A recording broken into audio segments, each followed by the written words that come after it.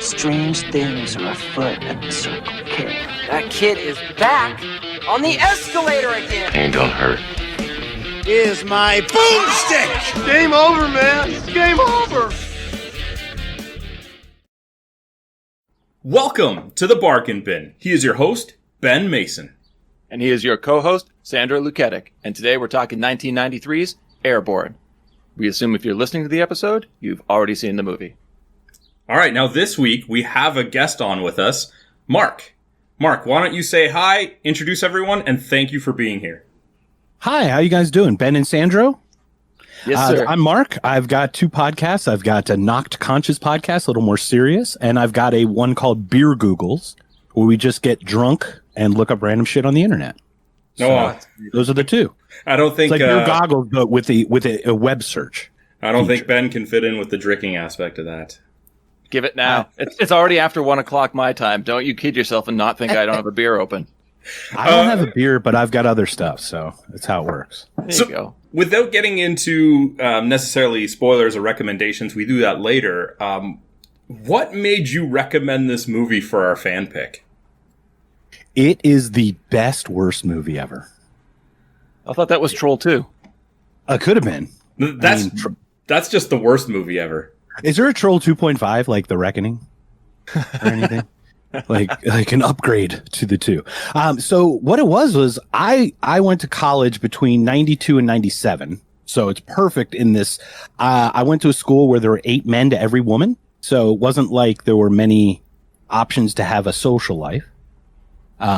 So I watched a lot of movies, and this was one that came, I don't even know how I came across. I think it was on HBO or something. And I watched it and I go, God, this is awful. No, they're not putting this movie on HBO. I think it was. I'm not going to joke. I'm not going to lie. It might have been an HBO movie, if I'm not mistaken. It might even be their people, but I'm not sure. You guys would know much more than I.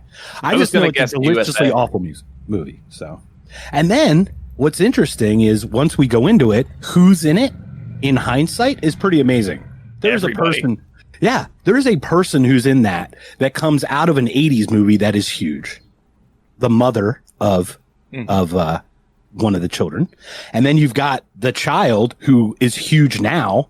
And then you've got another actor, some guy who's a nobody in this movie, who's gigantic both in music and movies. There's one person I discovered today who is in probably one of the worst video game movies of all time. Really? Mm-hmm. Interesting. I can't wait. I'm at the edge of my seat here.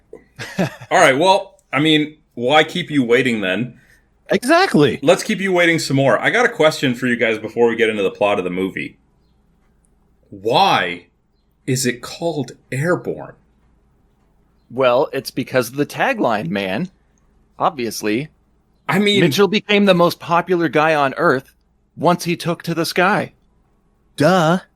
And there were at least 3 scenes where the guy went airborne. That's it. The majority of the movie was revolving around this hockey thing. Should have been called Groundborne. I'm not the biggest hockey fan. Road rat. But I'm pretty sure they don't get a lot of air. They don't. Only the puck gets the air. Yeah. All right. Anyway, that's just me wondering why the hell a movie that focuses on a surfer who plays hockey primarily is called Airborne. But sure. At the end of my notes, I kind of go a little bit more into the tagline and make it a little bit more realistic. All right. Well, why don't we dive into your notes of the plot? Well, okay. What I find, if I may, really quickly, what I find interesting is you guys did one on Prayer of the Roller Boys, right? One of my all-time favorites. My question is this. Why take a Corey Haim lookalike 3 years later? Like, why not do it like in 91? Did it really take 3 years from Prayer for the Roller Boys to Airborne? Well, I'm pretty sure it was the X Games were really starting to bring rollerblading to the forefront, I think, at least in the States. Yeah, so Prayer for the Roller Boys was almost like an early adopter. Yeah. It was really before it took off, but it was on the rise. Is that what you're saying? I believe. My first paragraph of notes here basically sums up how I feel about this movie. Okay. We open on shots of the ocean, which is terrifying for me because I'm terrified of the ocean, and I had headphones on. I did not like that sound design. And then the Airborne title card. Then more ocean, rollerblades, ocean, knee pads, ocean, stretching in the dark, ocean, quote, The waves of winter, Mother Nature has cast her spell. And I was just completely fucking confused after that point. I love his Gandhi. That's my wave. Oh my God. I know. As Gandhi would say. You know, It comes up so much. a lot of these movies have the need to throw in like all of these credits at the beginning, and at least it was somewhat related to the plot, unlike when we did Cutting Class and they stuck it into a scene of a paper boy randomly delivering newspaper. At least we got to see a bit of the origin of the character during a part of the movie that was kind of all functional. And it is classic 90s film cutting too.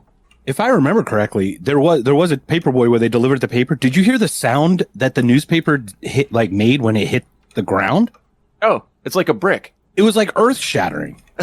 Like my living room shook. I was like, what the fuck did they just deliver? Sorry. You can cut that out. I apologize. Nope, that's staying in there. But I think Good, because that's what mine's about. I think it was the Sunday edition. It must have been, because it was like, guys, first of all, at that weight, how could a child carry more than 3 of them? And then throw them that far? And He's then definitely going over the handlebars. Oh, totally. Dude's ripped. It's like The Rock is delivering a newspaper in the show. Well, we have Mitchell, played by Shane McDermott in his only film role, and a nameless friend race downhill towards California shoreline before pulling off some stunts that I'm sure were supposed to look really cool in 93, 92. They went 3 inches off the ground in rollerblades. I did that back then. Yeah. It was a huge move. Huge move. Andrew, Airborne, 3 inches. No, that doesn't count, man. What? Okay, so Sandra, what is Airborne? How long and how high must one be to qualify for your Airborne quality? All right, don't put me on the spot like that. That's one of those things where it's like, you know it when you see it. And okay, watching this, that wasn't it. Oh, I so thought it's it like was gymnastics. I thought it was more along the lines of like a family-friendly takeoff of Jason Bourne, but with a golden retriever. What happened to the dog? Is the dog dying? What? No, isn't that what? Yeah. What? No, don't give us bad news. Sorry, Ben. I jumped. I apologize. Okay. Please continue with the nameless skater with the guy who's only done one freaking movie. All right, intercut shots of rollerblading with surfing in an attempt to be like, yeah, that's right, I rollerblade, but I surf too. After a long day of surfing, our boys walk back uphill singing California Girls by the Beach Boys. I'm sure that cost a pretty penny. You know, it must have. You know, they might have gotten away for paying a lot for it by just singing it so horribly that it's almost unrecognizable. It's true. Yeah, that's possible. Speaking Speaking of unrecognizable, the shape of Mitchell's house does not look like a house. What does it look like? Did anybody notice it? It's like I did not notice. I have watched that movie now I'm going to watch it again. So there are so many angles. It looks like a professionally put together house that was designed by a 4-year-old hoping to get a tree house. Like maybe it was a Lego kit. Could be. Was the Millennium Falcon next to it, or like one of the other the Star Destroyers or something? Well, I have a note just saying like it looks like it was designed to be built on a piece of land so out of whack that nobody wanted it. I love it. But this is where we get to your dog. Obviously, well, first of all, they didn't even want it. And we'll get to that right now, Ben. Please. Share with us why they wouldn't want such a beautiful house. Well, the thing is, Mitchell gets home, first he thanks his rollerblades, as we all do, then asks his dog if he was being a dog. Who fucking talk like this, really? But he walks in on his parents having a conversation. His dad asks not having sex. Thank goodness. No. That would have been a totally different movie. I wrote it that way on purpose. His dad asks him how the waves were breaking that day, and Mitchell groans at him. Like, he groans at this line, even though it's exactly how he talks. It's not that he groans because that's how he talks, and it's because his dad. It's because his dad is showing interest in the waves, and he knows that's how he kind of breaks into a conversation he doesn't want to have. It was meant to be very telling of that. I get it, but he's like, what happened? What happened? He knows. Well, they Mitchell learned that the parents have been given a grant to go to Australia and study the native wombat. Mitchell's stoked until he finds out that he isn't going to join them, and that he's actually going to be staying with his aunt and uncle in Cincinnati. The Queen City. Well, the third or fourth Queen City. There's like Charlotte, and then there's other Queen Cities, and then Cincinnati. I have no idea what a Queen City is. It's just called the Queen City. It's like the nickname of it, which is surprising if you've ever seen or been near or smelled near Cincinnati, you wouldn't think a single queen would be anywhere near there. You wouldn't think a Joker would be there, but they are. It's Cincinnati. All right. I was going to say, I'm not mad at this plot point or plot device. I think it's a good setup for why he would be completely uprooting and going to Cincinnati. Agreed, but why would he bring his surfboard? That is a very good question, because he does make a awkward joke that seemingly no one gets about how it's like his American Express and he's naked without it. But even That's true. But even still, he should have known that's a pretty big piece of carry-on or even just baggage to take that you know you're not going to use. Especially if you're only there for a couple of months. And it's winter. Is it winter, though? It doesn't snow it's year just round. Cincinnati. No, Cincinnati has a constant grayness that just sits there. Well, the reason that I ask is because when he lands at the airport, he's clearly standing in a snowfall. Yes. School hasn't started yet, and we don't see snow for the rest of the movie. In fact, the weather seems to get nicer as we progress into the school year, and they're playing outdoor hockey in bright, sunny environments, wearing shorts and t-shirts. Explain to us your American weather pattern. Really hot where I'm at. Really cold everywhere else. Perfect. That's about it. It's hot, cold, wet, dry. There's a little bit of everything. But Ohio is just not a fun place. I think I figured it out. The airplane landed on the very top of like a snowy mountain, and that they had a really long drive in the car back to the city. That must have been what happened. Well, it could totally have been that. It could. Who knows what the seasonal patterns? I mean, I would think coming into the school year, towards the end of the school year, it does get nicer because it's like April, May. But they don't really give us a time frame. It does sound like he does get there right after Christmas or right in the second half of the semester, or maybe towards the last month or two of the school year. Remember, didn't the father say something like you can't be gone for 2 months or 6 months? Whatever. 6 months. Yeah. Oh, 6 months is a sabbatical, but remember, he was only going to go to school for another whatever before summer, right? Before his break, I would think. Yeah. Well, that's a very good point too, because I'm pretty sure the school year ends in what, May? For high school? June, sure. Yeah.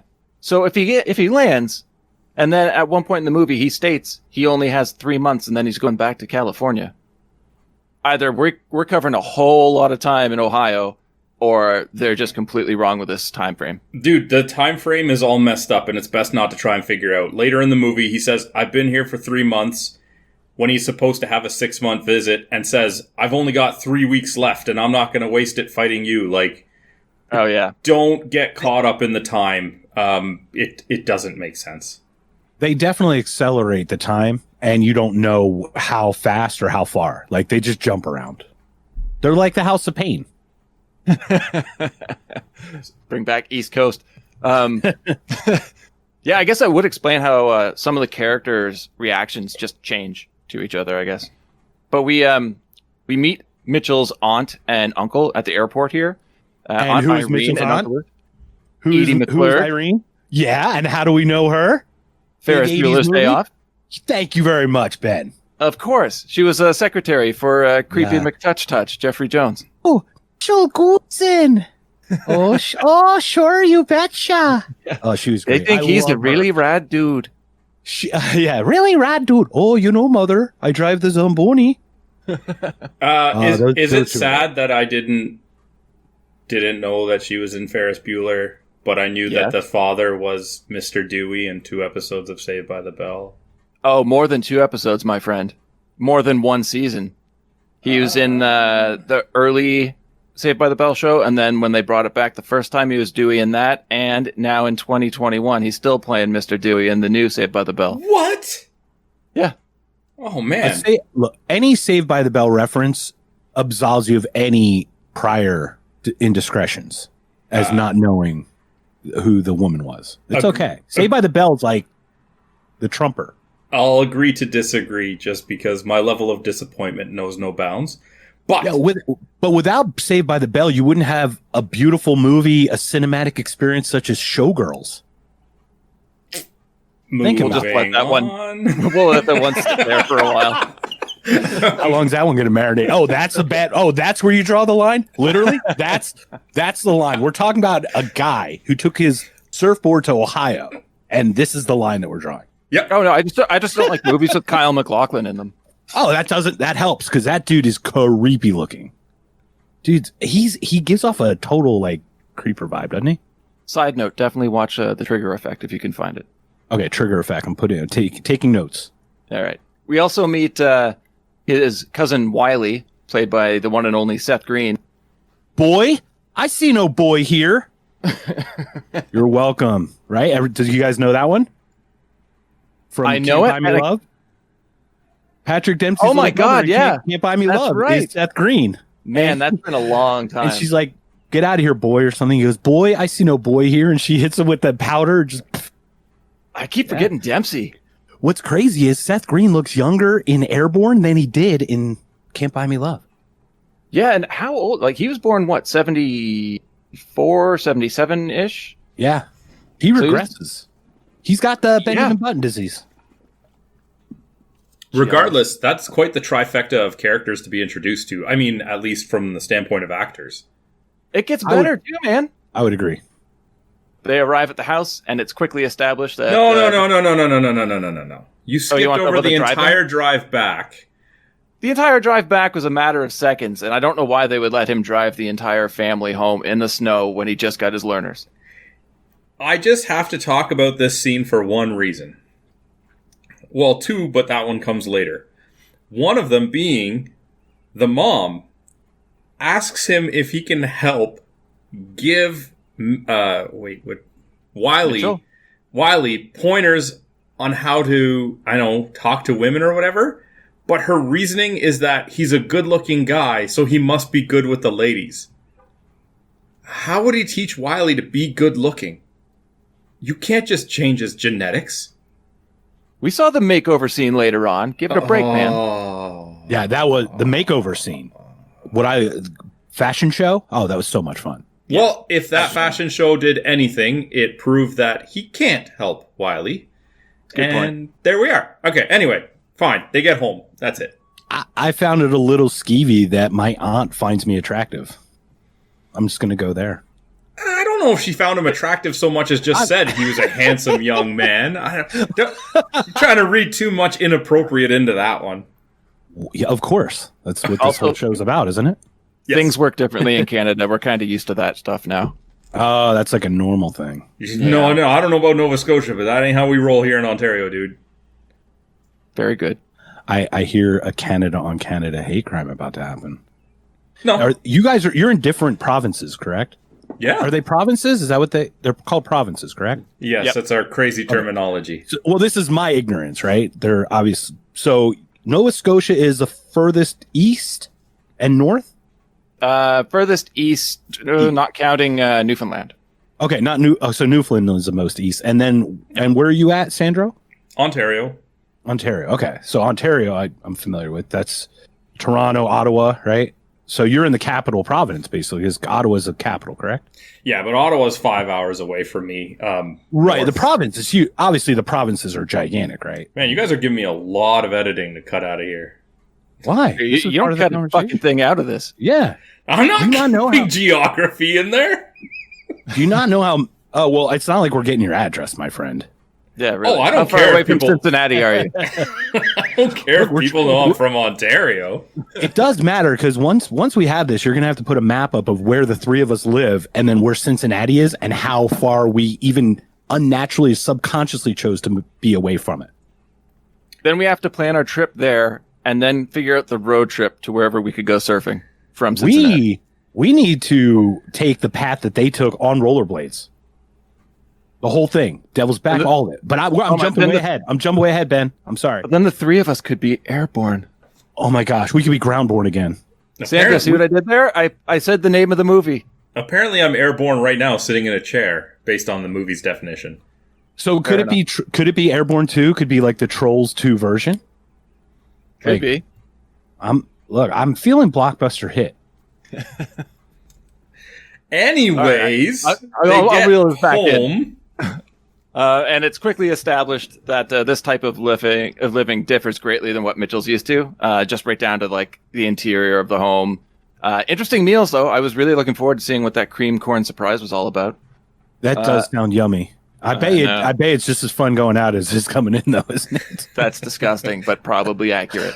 The surprise. I didn't get gross. Come on. Surprise is there's nothing else. It's just cream corn. Just cream corn. Surprise! Sorry, you're disappointed. So because you're in Canada, I apologize if this sounds offensive, because I certainly would never mean to be offensive.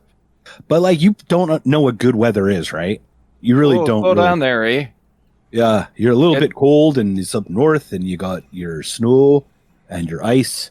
But I'm in Arizona. So I had to climb out of my igloo in order to record this episode because we just don't get good internet under minus 100 degrees Celsius.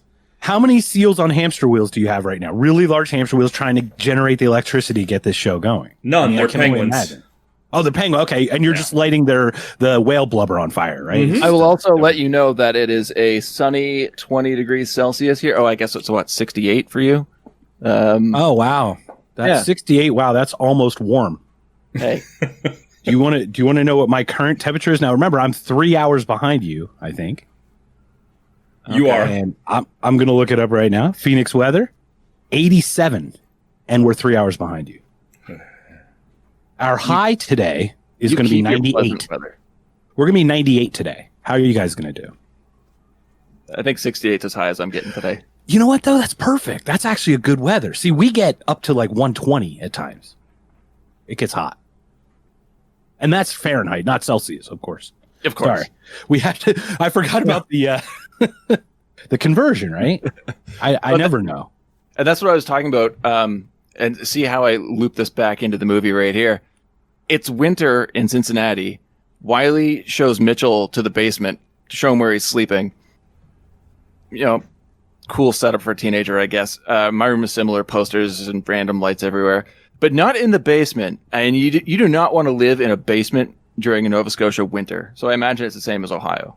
I would guess, yeah. I would guess you wouldn't want to do that. Wiley is it not insulated enough, or?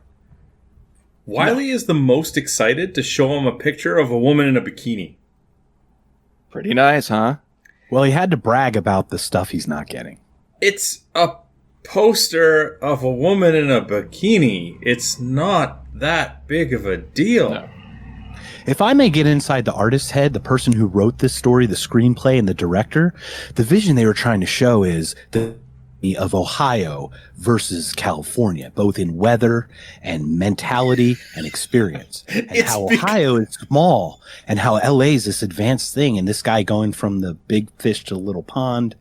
And it's weird. It's a beautiful story. It looks like he's really trying to impress Mitchell, and Mitchell kind of feigns being impressed. But it's like you said, a West Coast surfer kid hanging with an East Coast, what I thought originally was metal kid. He's not a metal. What the fuck is Wiley? Or is he just an outcast? He's kind of outcast gothy, I guess. But, you know, he's kind of a nobody, right? I mean, he doesn't even have a friend in his weird friends. Like, it's not like he introduced him to Wiley's weird group of friends. Yeah. It was him alone. I find that strange because when they go to school, Wiley assures Mitchell that the people there are cool. But Wiley has no friends. Yeah. Well, that's the thing, you know. You got to show that you're something that you're not, right? So the fact of the matter is, in Cincinnati, they're nowhere near a beach, so bikinis don't exist. They don't get to see women in bikinis. It's true. So maybe that's what it is. Like, he thinks it's so rare. That was kind of the LA point, right? Like, LA is just skin everywhere. And Ohio's covered everywhere. And maybe that was part of the artists trying to show them how much smaller Ohio is. When worlds collide. It is. It is truly when worlds collide. Now, that's the thing, though. Wouldn't you feign ignorance if Goldmember came up to you with a skin box and showed you all his little collection? Like, you'd be like, oh, Goldmember, that's great. Show me your bong and a blimps. You know what I mean? Oh, it's for the skin box. Oh, that's a keeper. Oh, so good. I haven't thought about that movie in a long time. You're welcome. You're welcome. Sandro, I'm sorry that you have to edit this. Well, I mean, Ben's told me I'm not cutting any of it out, so I guess I don't have to do a lot of editing. It's our first 4-hour episode on a 90-minute movie. We've done that. How far into the movie do you think we are runtime wise? Probably, minutes. yeah, about 13, 14 minutes, I think. So they get to school and they go to speech class. Where are we at, Ben? The bell rings and the halls fill up. The two get separated by a crowd of students, and Mitchell is shoved by a trio of bullies led by Snake. Yes, the one and only Snake from season 6 of Sons of Anarchy. I thought you were going to say Snake from Degrassi High. Snake Plissken. Oh, God, Snake Plissken. What I was going to say about Snake is they really try to drum up in this scene how he is like just a threatening badass that you don't want to mess with. Until they take him to the next class. They never follow up with this. Do you know why he's threatening? Because they're afraid they're going to stab his shins. That dude's like 4'3", 28 pounds. Yeah, come at me, little pit bull. Come at me. Come on, Chihuahua, bring it. But you know what I mean? It never actually comes back where, like, okay, he's part of, I guess, the people that, I don't know, bully him or whatever, but there's no actual, like, he doesn't even get detention during the movie. Why am I supposed to be intimidated by this guy? Nobody hates speech class. He hates speaking. Come on, Sandro, get with it. I should have known better. I apologize. If you watched his speech, you would clearly know that he is on edge and you do not want to mess with him. Oh, and what scene does this speech take place in? Ben? Well, I just wanted to say, as Wiley takes him to his first class, which is the speech class, he's introduced to the room of students in the most awkward of ways. I love it because I fucking hate this kid at this point. And he throws up the peace sign. The entire class groans. And he's mocked by Augie, played by Jack Black. And I'm like, fuck yeah, man, you show him. Fucking this Augie. Guy. I love Augie. Me too. But I noticed, I don't know, Sandra, I don't even know if you're going to get this reference. Mark, come on, man. Am I going to get this reference? It's not a film reference. Then maybe. Maddie Matheson is a celebrity chef. At least here in Canada, he does a lot of stuff with Vice. And I feel like he's not a genuine individual when we see him on camera because he acts exactly like Jack Black in this movie. No. Right down to speech pattern. It's very strange. I do not know the reference. I'm looking up Maddie Matheson as we speak, and it is a Canadian chef. Yeah, well, it's funny. Like, everybody's got an act, don't they? Come on, let's not. I guess so. I mean, even I don't sound like this when I'm. It's kind of like when I get ready for a podcast, I get in voice makeup mode. So right now, my voice is all made up with all the whatever I can do. But if you took the makeup off, I'd probably sound like this and be like, "Hi guys, welcome to the show." You know what I mean? So like, everybody's got their shtick. I guess the shtick for Alexis is to flirt with any guy she can in this school. I think she is a good girl. We'd all like her. Yeah. She is way too thirsty for someone who is in a relationship. I agree. Yeah, but like when he's told to take a seat, she actually gets out of her chair, runs around her desk, clears the jackets off the desk next to her, just so he'll sit there. But knocks her books off for him to pick up too. But she's supposed to be... She wants to check out his ass. She's supposed to be dating Jack. Are we to believe that he is, not providing her... not fulfilling her needs, so to speak? I would agree. I feel like he's so into his hockey thing, okay. Well, he's probably self-conscious about still being in his 20s and in high school. 20s, you wish. He was in his 20s. And this is the actor I was telling you guys about. This is Johnny Cage from Annihilation. Okay, well, first of all, it's Johnny freaking Cage from Mortal Kombat Annihilation? Yeah. If he was in his 20s at the time of this recording, then he looks older than his age. Yeah, yeah, he does. Oh, he doesn't look good. No, he looks like 42. Yeah, he reminds me a lot of the Miyagi kid, the Cobra Kai kid. Wait a minute, he's not like a teacher's assistant in the class. No, He's another student? Yeah, I think he failed his way like 10, 15 times. I don't know. How many times, Ben? This is what I love. I love the daydream sequence that Jack has right here. You love that? I hated it. I loved it when Mitchell just does an awkward wave at Jack and he just freaks out, rushes across the room and throws him through a window. All right, well let's set it up, right? So Jack is like the main good bad guy. He's like the main character that Mitch Guzin has to get through. But on the good side, right? That's kind of like who this Jack guy is. Yeah. And his girlfriend is a slut and a whore. And basically she just wants to get in Mitch's pants, and she just met him. Let's be fair. We don't know if she's a slut or a whore. She could just be a tease. That's true. She could just be a tease. Wait till she gets him and then does that to the next person. That's probably what she does. But she's a tease so much because she fantasizes about him in swim trunks and awful glasses. Yo, this is a magical speech class where somehow all the females share the same daydream fantasy. But he gives the double thumbs up and she falls out of her chair. Yeah. Well, let's get back to Jack staring him down and then this next scene, what he does to him. What does he do to him, Ben? Yeah, I already said, man. Rushes across the room, grabs him by, I believe, the collar and like the belt, and just hucks him through the window outside. Out the window. Can I clarify why I didn't like this scene? It wasn't necessarily the imagery of him throwing him out the window or anything like that. It's that they don't follow through with it in the movie. This isn't like, say, Scrubs, for example, where throughout the entire series, daydreams and fantasies were a running thing. They do it this one time, and they never go back to it. So why That's a problem, too.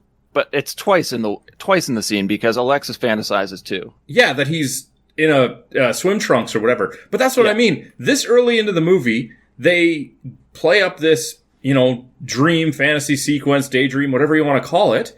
And you think, okay, well, if this is a reoccurring thing in the movie, it could provide some sight gags or whatever.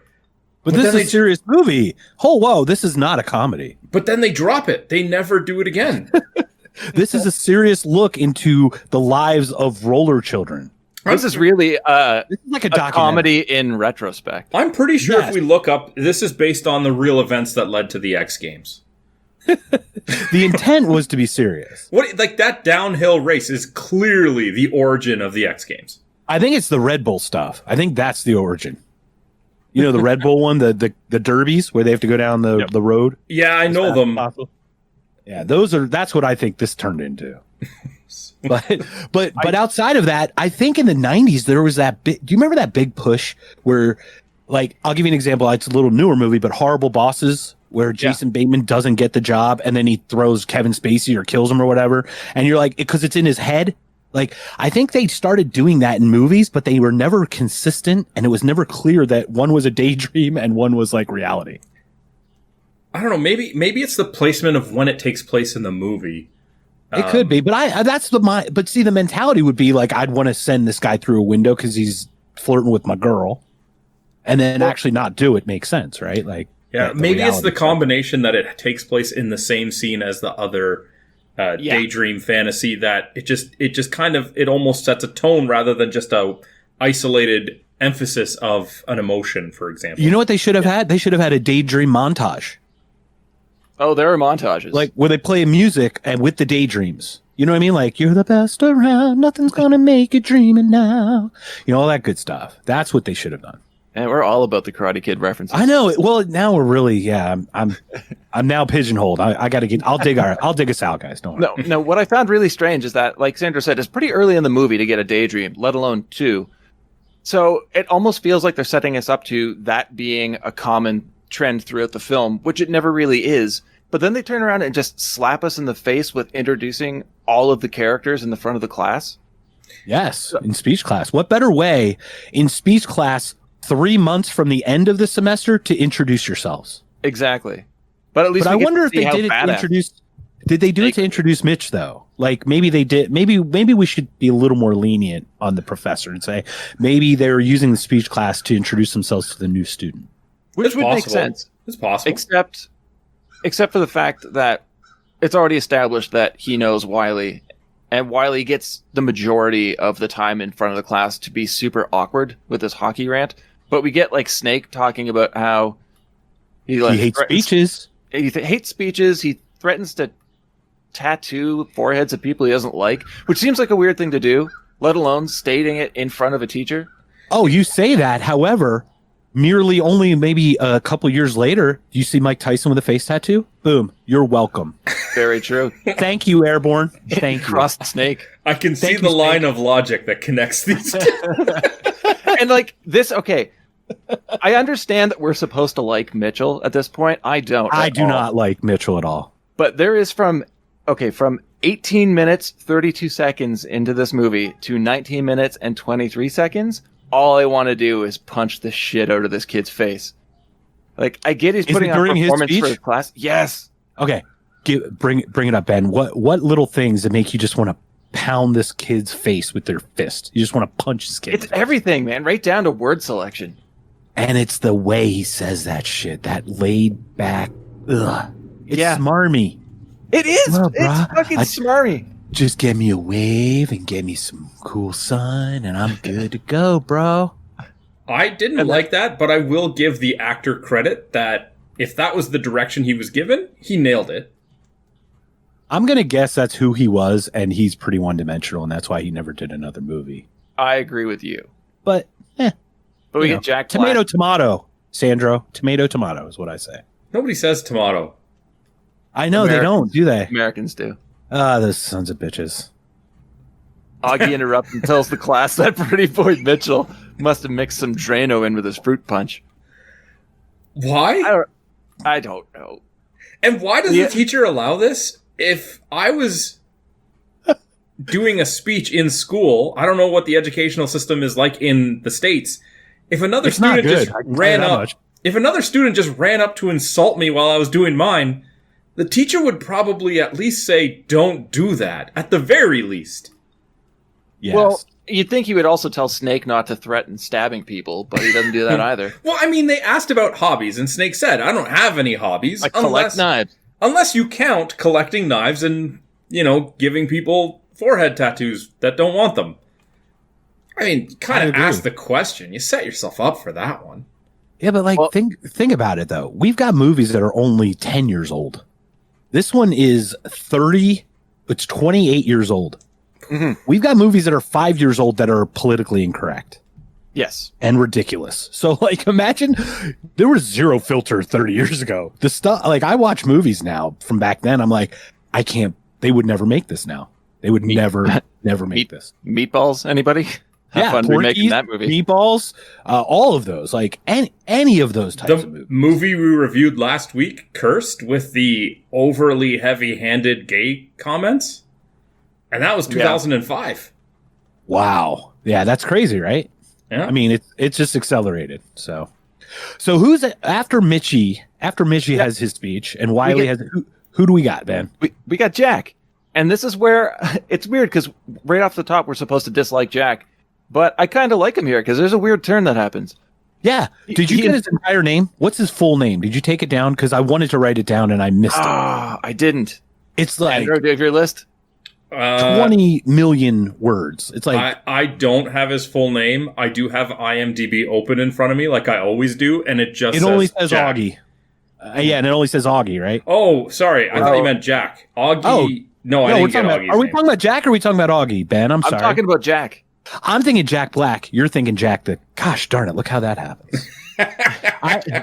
You know how you guys were drinking? I need to stay off whatever the other stuff I'm doing. So. All right. We are talking about the American educational system. You're welcome. See, once again, I am showing the world how ignorant Americans are. But this kind of ties into one of my favorite movie franchises. Because Jack insults Mitchell here and is called to the front of the class for his turn. He calls out Mitchell again, more saying surfing isn't a sport, hockey is. In fact, they have a game that day against the Preps, and they've never beaten the Preps. And because, oh my God, this is Mighty Ducks 3. Jack Mighty Ducks 4. Because there was a 3. There was a 3 where it was the the Ducks, who didn't really belong in the university they were going to, or the high school, the academy they were going to, up against the varsity team. Yeah, it was the freshmen versus the varsity. Yeah. And somehow the freshmen who won the World Junior Games can't beat a varsity hockey team. And you know that Jack can't really be the villain of this movie because he rallies the entire class. Everyone loves him. Except for Mitchell. So Jack's the villain. Does Mitchell not like him? Because Mitchell seems to be the one that is like, yeah, cool, just chill, no worries. You know, even later, he's like... He acts that way through the entire movie, though. Yeah, but this is the thing, though. Mitchell, being a California laid-back dude, he really does have a different filter than a Jack. Yeah. And with experience, we'll get into the experience later, right? Something happened in his experience that made him reevaluate the way he was about his attitude. But it is definitely an East-West Coast kind of thing. Like, when you look at California and you look at, like, New York or something, it's just different people. A New York person and an LA person are just they're just different. I just wanted to clarify that it doesn't seem like Mitchell dislikes Jack. No, I don't think he does. I think he actually sees a lot of his old self in Jack. Oh, you guys are that is way too deep, man. Too much, man. Yeah, all right, I'm backing up. Way too much. Beep, beep, beep. Let's back it up. No, it's definitely just way too much of his pacifist character. Like, it's so heavy-handed. Yeah, it is, but it accentuates that LA laid-back bullshit. Yeah, that's true. Oh, anyway. I have notes that Mitchell and Wiley are stopped by Alexis and a girl whose name we never get, but see a few times. The redhead, right? Yeah. I have been trying to find her name forever. Very familiar. She does, and I'm a redheaded guy, so it's kind of... And that you have red hair, you like people with red hair. I'm not a ginger, bro. Come on. No, I like women with red hair. Take an offense. I see how it is. I do. I take I'm an underdog guy, and gingers are underdogs, man. Don't make fun of redheads. They suck. Whoa, don't turn this around on me. No, they're totally cool. I love women with red hair. Are you a redhead? Ugh. Ugh. No, because guys with red hair are Ronald McDonald. Women with red hair are Emma Stone, or somebody more attractive, I guess. I don't know, even than that. All right, so we were talking about hairstyles. Oh, sorry. Well, the redhead in the hallway, and then we're going to talk about Jack, but I screwed that one up. So I don't know. I don't know where we're at. I don't even know where we are in my notes because I have great Jack's dialogue here. Honestly, at this point, this movie is better than it has any right to be, and I have no idea what I'm talking about. Well, we've got Jack talking and whining about beating the preps, which shouldn't even be in his speech in the first place. No, I thought we were already in the hallway because we see Jack's in the girlfriend and the redhead. Yeah, but you didn't even give Augie's speech. Augie's speech is like the best, and it's part of the entire show before they went in the hallway. Well, the thing is, with Augie's speech, that's where I realized that he, that character was stolen for Maddie Matheson. That is Maddie Matheson through and through. My bad. Maybe Maddie Matheson stole it. Exactly. It's not the other way around. Maybe the one who knows who borrowed it from whom. I really hope Maddie Matheson wasn't watching Airborne in 1993. I was, Ben. Good point. And look at me now. I'm running two very awful, shitty podcasts. And I'm not Jack Black, so making gazillions. But no, so as they're leaving the before they get in the hallway, they're leaving the class. And you remember they get a little scuffly, kind of like back and forth? Yeah, like Jack stops him from walking through the door by putting his foot up on the frame. Right. And what does Mitchell do? Just chill, brah. He says, just chill, brah. And what does Augie say? Did he just call you a piece of underwear? Yes! That is the best line of any movie. And spoilers for the awards, man. Well, he does it again in the hallway. Yeah. But he does. He's like, piece of underwear. He just did it again. I'm going to kill him. It reminds me of Jason Lee in Mallrats and the escalator. Oh, I love it's in our intro to our podcast. Back on the escalator. That reminds me of Augie going, he did it again. It's literally in the intro to our podcast. Is it? I don't even remember that. Well, that's synchronous then, my friends. Perfect. Hey, everybody, this is Mark. Big fan of our show. Big fan. How you guys doing? So now we get into the unnamed redhead whose name I'm still trying to find. Yeah, no to idea. this day. 28 years later, if the redhead is listening to your podcast and she was in Airborne and she was in the hallway, she's probably like 96 years old now, and that's okay. I like older women. She's like, do you have Mark's contact info? If she's listening to our podcast, her career clearly did not go anywhere. She's like, holy shit, people are talking about my movie. I looked in IMDb. Is she even in the credits, Sandro? I do not see her credited in any of it. No idea, man. Yeah, and I can't open the picture. Yeah, I look forward to. I'm not going to lie. All right, Ben. So we're in back into this. The ladies are hitting on Mitchell some more. Yep. And Jack and Augie confront the two. That's where I said it was great dialogue, the back and forth. But the Banducci brothers break it up by telling Jack and Augie that Pico and Freddy just got caught putting X-Lax in a teacher's coffee and are out of the hockey game. Snake overhears and volunteers his services, which I found kind of strange. But again, it really leads us into that whole like ragtag group of kids, inner city kids. Still one man down, they turn to look at Mitchell before telling Wiley he's playing that day. Okay, Snake is not new to the school. If he wanted to play hockey, he could have played hockey. Yeah. Agreed. And guess what? Now he does. I guess he was just waiting for that X-Lax experiment before he could join? Well, I think he needed to free up his head tattoo carving and knife collecting. Because when we see later, he's also good at hockey. Yeah. And I'm pretty sure the rink is outdoors, yeah? It definitely is outdoors, and it is fucking cold. And it is on ice. Yeah. Yes. There's a lot of outdoor rinks. You guys are Canadian. You should be experts about all of this right now. Cold, ice, hockey. Come on. It is definitely geared towards us. It should have been. The tagline should have been, for Canadians everywhere. So anyway, Snake volunteers, and then they volunteer Wiley for the team. Yeah, I think Jack volunteers Wiley, doesn't he? Doesn't he look at Mitchell Guzin, and then he goes, you. Oh, yeah, you used to pick on me. You used to beat me up. Yeah, you're playing, kid. Yeah. Let's go. What's your name, Willie? Wiley. Yeah. Yeah, that's it, nerd.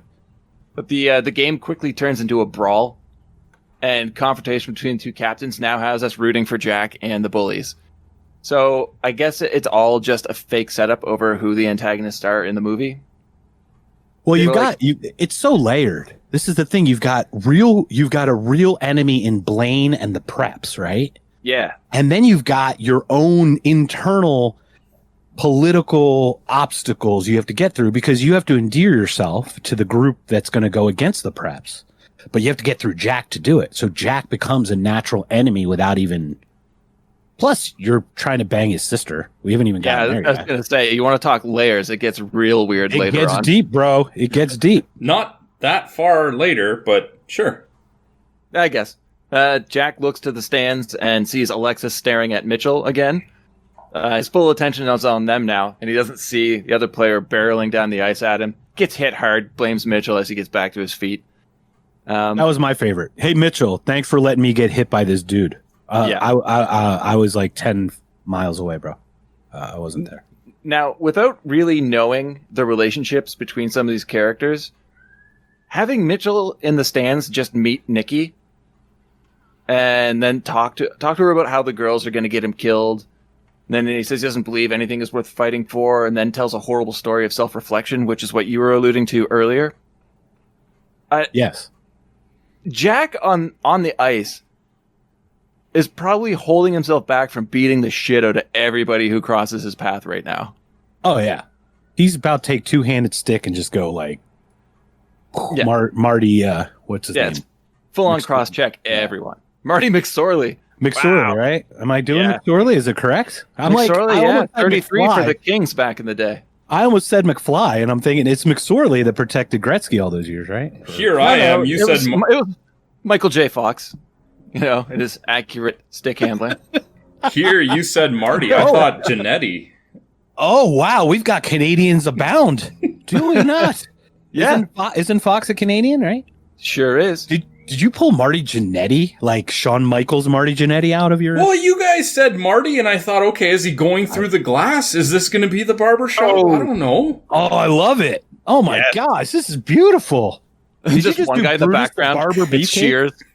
Marty Jannetty, Brutus Beefcake. We could... Oh, my gosh. We could have a lot of chats, boys. Oh, yeah. All right. Shame that I'm really sorry. Coward Marty Jannetty trying to escape through the window. So, Ben, how did this natural-unnatural conversation even start between these two? It just happened, right? Like, yeah, it was the most unnatural conversation I've ever seen. Yeah, it's great writing.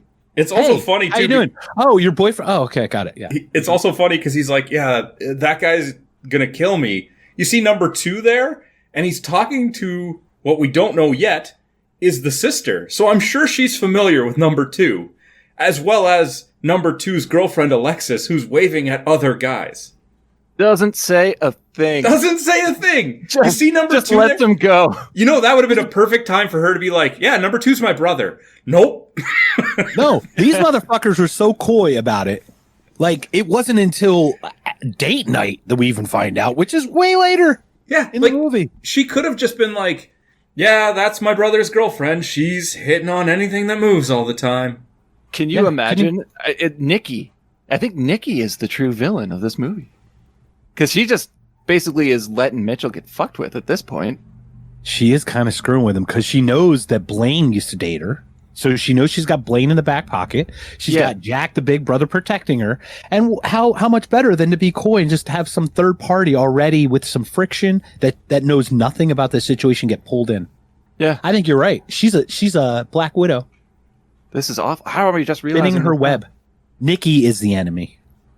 Nikki is the enemy. That should have been the tagline. That should have been it. Airborne. Nikki is the enemy. Airborne 2. It's almost like Memento, where Mitchell just wakes up and he's got Nikki is the enemy tattooed on his chest. Backwards. Fault. Yeah. Yeah, just as Nikki. Don't trust Nikki. Oh, that's great. Did you want to get into his story here? I guess we have to, but I don't. Please. No, I didn't write it down, but you were talking about the story of self-reflection about the guy, aggressive surfer. Me or Sandra? Yeah, you were. Oh, yeah, of course. Well, so what happens is he's looking at Nikki, whose brother is number 2, Jack, who's being a number 2. And he is like, oh man, I ran across guys like this whole time. I met this one guy and like, he wouldn't let anyone touch his wave, man. And then some kid on a boogie board got on his wave and then he showed him. He's like, I'll show you. And he went really close to him and then he got too close and he cut him up. What happened to the surfer? He's living in Cincinnati. Boom! Self-reflection. Just my whole illusion just crumbled right there. My whole self. Oh, it just blew apart. It was an epiphany. It just further reinforces that Mitchell is the villain. No, Mitchell is the villain. Could be, because watching this a second time, we already have the idea of his dream with Pepe the shark, talking about how the wave is his. Yes. And she is the wave. Yeah, it was so Mitchell weird. doesn't want anyone touching his wave, which means stay away from Nikki. But then he learned to let it go. So I guess really you get a moral when you watch this movie 1.5 times. Well, you got two different things here. You're conflating, my friend. Remember, he had the epiphany because he hurt someone back in California. True. So he thought nothing was worth fighting for. Mm-hmm. So I don't want to jump ahead because we have to get to date night when we talk about I got 3 weeks left and all, because that's a big part of this movie. That is a big Now part. we can address that after that. I think we can get to that. So I'm going to bite my tongue. Yeah, we're still at the hockey game, man. Oh, shit, yeah. We're at the first hockey game. We're not even like... Is it still on the ice? We're not even in the rollerblade part yet. Mitchell's not even on the ice yet. No, Wiley just gets messed up. That's right. Wiley gets just flattened. Yeah, and then Mitchell takes his place. Seems to have no problem on ice skates. And then scores on his own net, costing them the game. I like how when he first gets on the ice, somebody like off screen, I guess it's supposed to be one of the other players, is like, nice uniform. And he's not even wearing a jersey. He's just got pads on. He's got a hooded sweatshirt with pads strapped outside of them. And I'm thinking to myself, okay, yeah, I mean, in school we wore uniforms for sports.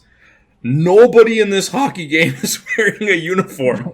Well, the preps do because they've got the money. So the twins on the what are the other side called? Non-preps. What's Jack's side called? I think they just refer to it as the school team, but I can't remember what the school was called. Sure, we'll go with that. Jack was wearing a blue number 2. The twins were wearing red jerseys, but they matched, and everybody else was different. It was a mishmash. I kind of like the Banducci brothers in this. I do too. Aren't they in something too? They were in some other stuff, weren't they? They look so familiar. Actual brothers in real life. The other issue with this Considering scene is... they look like twins, I would hope they are. Aren't they twins? They have to be twins, right? A plastic surgery for this movie alone. Oh, perfect. Yeah. You know what? That is a career choice that you'll never regret. The other thing about this scene is he scores on his own net. Yep. Yeah, because he doesn't know what fucking hockey is. But he literally does not know what hockey is. How can he ice skate so well? Because he rollerblades. Actually, rollerblading is harder than ice hockey. Is it? Yeah, it is. Yeah. But I know that. I was always too embarrassed to try. Oh, I think to try rollerblading or ice. Oh, okay. Fuck Canadian, of course. That's what I'm saying. How the hell could you not have been on skates? Rollerblades are actually a little more challenging. All right, guys, calm down here for a second. I don't know how to skate, okay? That's okay. Calm down for a minute. But what I was going to say is, even if he doesn't know hockey, was he not watching the game up until now to see what direction the team was going? He was looking at Alexis and then talking to Nikki. He was still watching at some points. That was only a few minutes of a conversation. He was too busy telling everybody how much better he is than everybody else. And that's why he was not paying attention. I love when Jack hits him and puts him down after he cost him the game. Yeah. And then we just get all of his teammates taking turns insulting him to his face while he's on the ground. But Snake just waves a butterfly knife in front of his eyes and then he passes out. And how long was he passed out for? Because when Wiley... A long time. When Wiley kind of gets... I don't know if he comes to on his own or if Wiley kind of resuscitates him with like smelling salts or something. But it's now dark in the background. Yeah, everybody's gone. Everybody's gone, and it's dark. How long was he laid out on the ice for? And why aren't you going to get him checked for a concussion? And it obviously shows. I'm going to step in. There's 1993. There's no such thing as concussions. Very good point. Yes. Very good point. Man, I remember I've had probably about 5 to 10 legit concussions. And they tell you it's not a concussion until you lose consciousness. I'm like, trust me, my fucking head is concussed. I don't need to not remember what happened to know that it got smashed around. Clearly Mitchell lost consciousness. Because clearly Mitchell lost 3 days. He did not just lose consciousness. I think it was the end of the weekend by the time he got up. He's actually melted a spot into the ice. Half of the day passed by. Oh, what a great movie. The next day at school, Augie apologizes to Mitchell. The Banducci brothers greet him, as does Snake, and something's definitely not right here. Played out well, I enjoyed it, but let the prank war montage ensue. So I have down to broken desk, glue in locks, wait, stealing clothes while in the shower, almost killing Wiley during a driving test, pouring water on Mitchell in the stairwell, sand in the locker, dousing all the toilet paper with water while Mitchell is in the stall. It's pretty intense prank war. Well, I mean, one of them is not like the others. Almost killing Wiley? Or the toilet paper one? Because the toilet paper one's the most egregious of acts. It's true, because we see Mitchell walk down the hall wearing shitty pants. And squatting. Yeah. I'm sorry. Some of those pranks are good, but they almost killed Wiley. And the instructor, who had nothing to do with anything. Imagine that news report. I think we went too far, guys. I think it would have been better if they actually did kill Wiley, and then at the funeral, Mitchell Goosen goes to take a dump, and then they pour water on the toilet paper. But they seriously almost sent him into oncoming traffic. Well, it's safe to say Mitchell is missing California now. He gets back to his house and collapses against the wall. His aunt panics, calls 911 thinking he's on drugs, Mitchie, are you on drugs? Are you overdosing? This part was hilarious because he's just resting. But like when he assures her that he's not on drugs, she tells him not to scare his uncle that way, and then slaps him. She made a lot of leaps in logic in this scene. Well, It's she's great. She's been in so many shows. She's such a diverse character. She just threw all of her tricks at it. Don't scare your father like that. Father, don't be scared like that. Was anybody off put that they kept calling him father?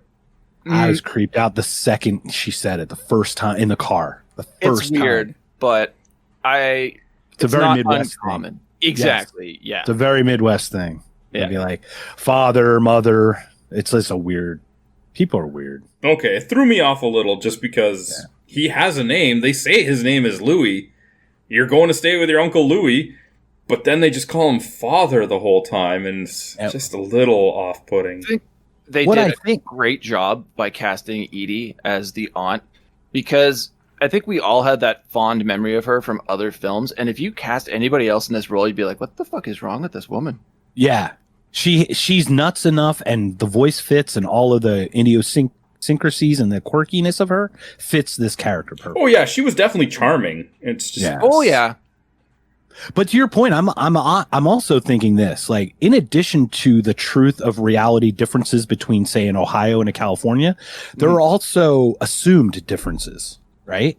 Like a California person be like, I'm so advanced and like I'm so care about the arts and nature. And Ohio people make oil and cars and stuff. You know what I mean? Like that's like the mentality. So I really feel like Airborne's like, let's pick the shittiest city in that we think is in the country, and that's Cincinnati. And we'll just shit on it, and no one can do anything because we're California. Yeah. That's Look at this really shit. what it feels like. A big shit fest on Cincinnati. True. And it's really sad because it feels like home to me. Yeah, and then it's actually life imitating art because Cincinnati is a shithole. So it works out. What we get next, I've got. I don't even know where you are. I'm just gonna follow you, Ben. Well, this is where we hear that Mitchell's parents have sent a package for him, and it's downstairs on his bed. And it turns out the package is his rollerblades. Something he, and this is a quote, shouldn't have forgotten. Yeah, how does he bring his fucking surfboard? Yes. And forget the fucking rollerblades?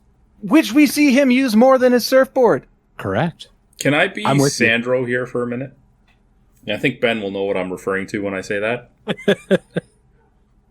Before he goes downstairs, his aunt says they came down with a case of the poison oak. His father did, yes. It's not indigenous to Australia. Poison oak is only in North America. The closest thing they have to poison oak in Australia is wax trees. Mm-hmm. I fully that the whole wombat thing is a lie, because I'm pretty sure they didn't get somebody to break into their home and then box up Mitchell's rollerblades and then send them to him in Ohio, and I guarantee they did not take them to Australia with them. Oh, they're not actually in Australia? No, they just ditched their shitty surfer kid. Oh. Are you guys debunking any of this story? How dare you? You're not taking this story on good faith? No way. Explain that package. You know that Mitchell Guzen's mom and dad are at Hedonist 3 just banging everything for a few months. So we need another couple to come over here, so we need your room. We're going to Australia. Yeah. Because someone gave us money to study... Fuck, what are we studying? Wombats. We're studying wombats. We're going in the outback. Get it? Outback? The closest family we have are on the other side of the country, conveniently. So, GTFO, we have plans tonight. Yeah, look, the Smiths are coming over. You understand. Did they take the dog with them? That's a great question. Maybe the dog shipped it. What if it's like Airbud 3? Where like Airborne 3? Airborne /Bud 3, where Airbud packages the rollerblades for Mitchell Guzman, puts on the label, and then ships it via UPS. Ships it using airmail. No, Yes! it's throwing rollerblades on a golden retriever and pushing it down the devil's backbone. I think I would have watched that more than I watched this one, actually. Oh, if I could see a dog on rollerblades, all four, I can't even coordinate two. You got to do four? That would be pretty impressive. You know what? This is a good time to take a quick message from our friend Tim. Knights and Nerds is not just an actual play D&D podcast with an original campaign being played by a group of friends who tolerate each other. It's also a podcast where I, the Dungeon Master, talk about how I'm adapting to the choices the players make, as well as revealing to you, the audience, the complex story and deadly twists that I have in store for my players. Find us on iTunes, Google Play, Stitcher, Spotify, or at knightsandnerds.com. And we're back. All right, well, we're getting back to Mitchell out skating, finally with his rollerblades back in hand, and he runs into Nikki. Time to flirt and go to what I call a biodome. I don't really know what else you would call that. Enclosed ecosystem? Anyway. We have them out in Arizona. It's called an atrium.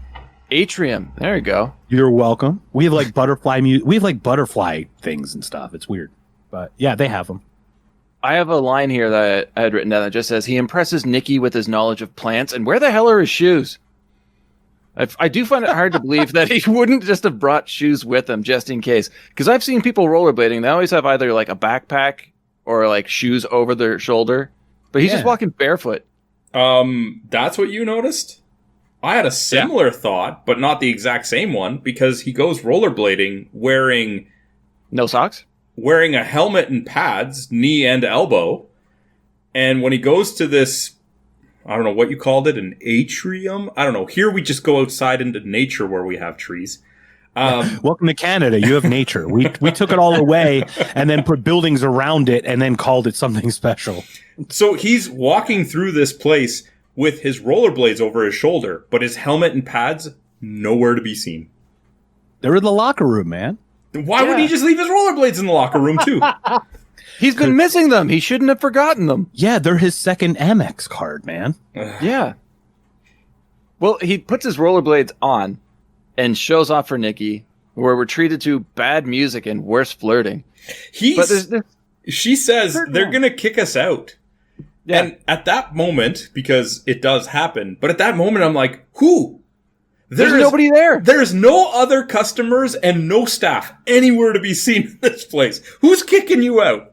Once again, it shows you that Cincinnati can't appreciate the beauty of an atrium. It also shows... This is just a Cincinnati shitfest, is what this is. This shows the ignorance of Mitchell, too. Because he asks her, have you ever been to Huntington Beach? It's like, yeah, Mitchell.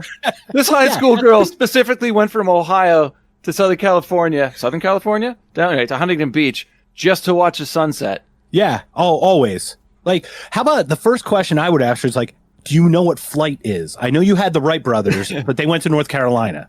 So do you know what flight is, and have you ever been on a plane? Have you ever been airborne? Stop. We're done. We do not need to dissect the rest of this. It is over. Was that the mic drop? That was it. We can go home, boys. We can go home. All right, Ben, try to follow up from that, man. I can't. Mitchell gets in trouble with an employee, and then he and Nikki plan a double date. So then we get another montage of rollerblading, BMX, and skateboarding. On his second trick, Mitchell eats shit and nobody reacts. I fucking loved it. He wiped out hard.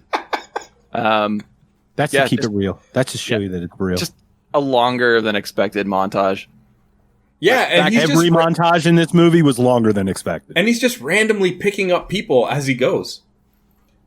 Yeah. True. Come on, guys. Let's all go to this thing. He's back at the house. He admits his crush on Nikki, and we learn that Wiley doesn't fully understand how to brush his teeth. Mitchell or his hair, or anything. Did you see? He had toothpaste all over his face. All over it. Like it's gone past the point of like comedic effect to just concern at this point. Like the look on Mitchell's face is like, I fucking sleep here.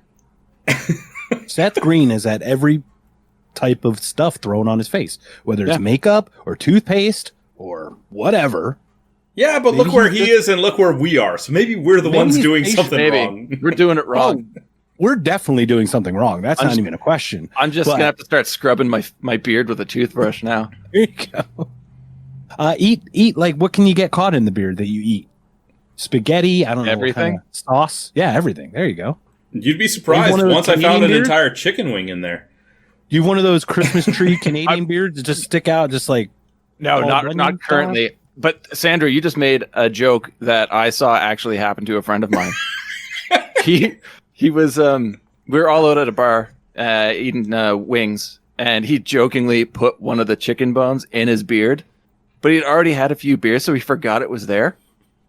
And it just like he was washing his face in the shower the next morning, and this chicken bone just falls out of his face. And you were in the shower with him to see this happen? Oh, I was filming it. Oh man. Yeah. Moving on. Were you behind? I must be subscribed to the wrong websites. Hey-oh.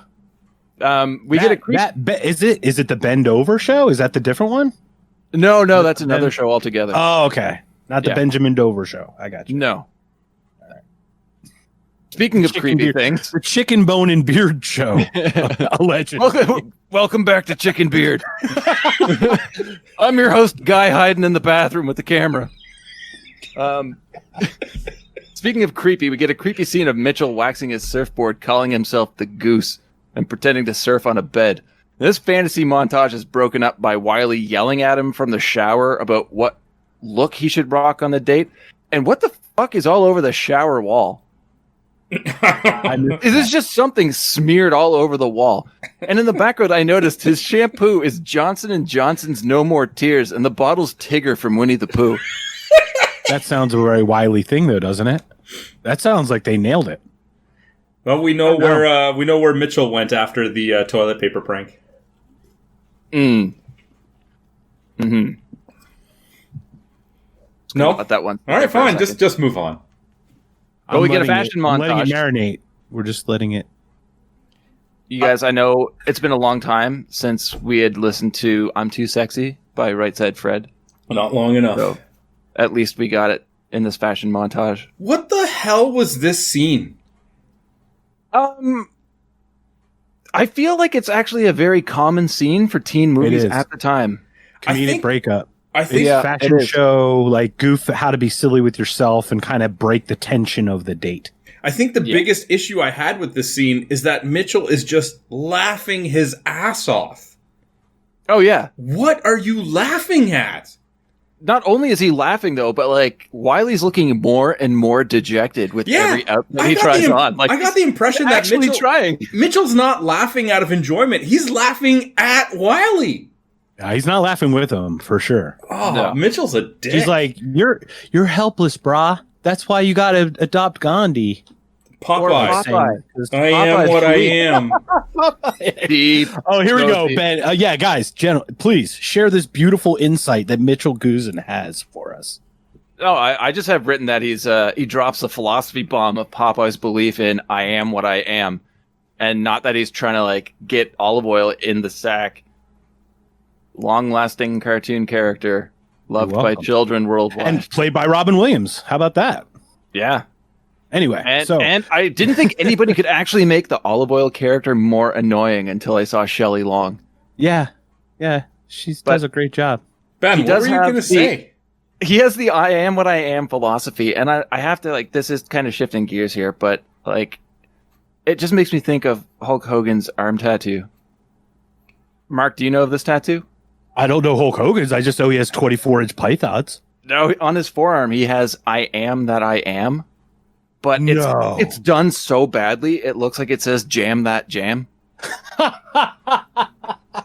I have to see this now. I've looked it up, but every time I hear Popeye's I am what I am, I just think of Hulk Hogan now. Anyway, sorry, boys. The guys show up for their date, and Gloria, Nikki's friend, is not happy to see that her date is Wiley. An asshole move.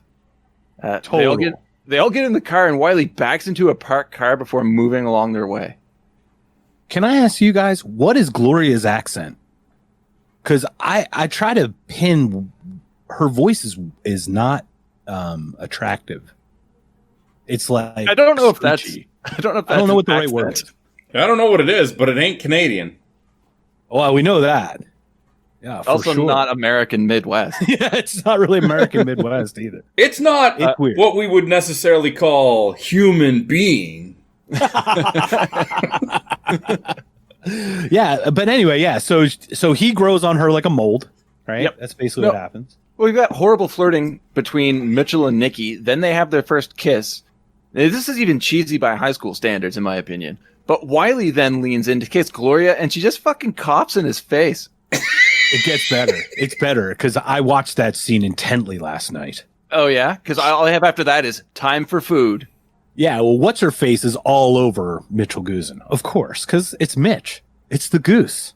It's the goose. So Nikki's all over that. So Wiley's like, hey, over there, trying to get her to look like his direction and keep leaning in. And then she drops the cough bombs and she's like in his face, like, like this is COVID, people. This is a horror movie in 2021. Yes. Sorry. After Off this, to we end dinner. up at the No, restaurant. please. Off to dinner. Off to dinner. Time for food.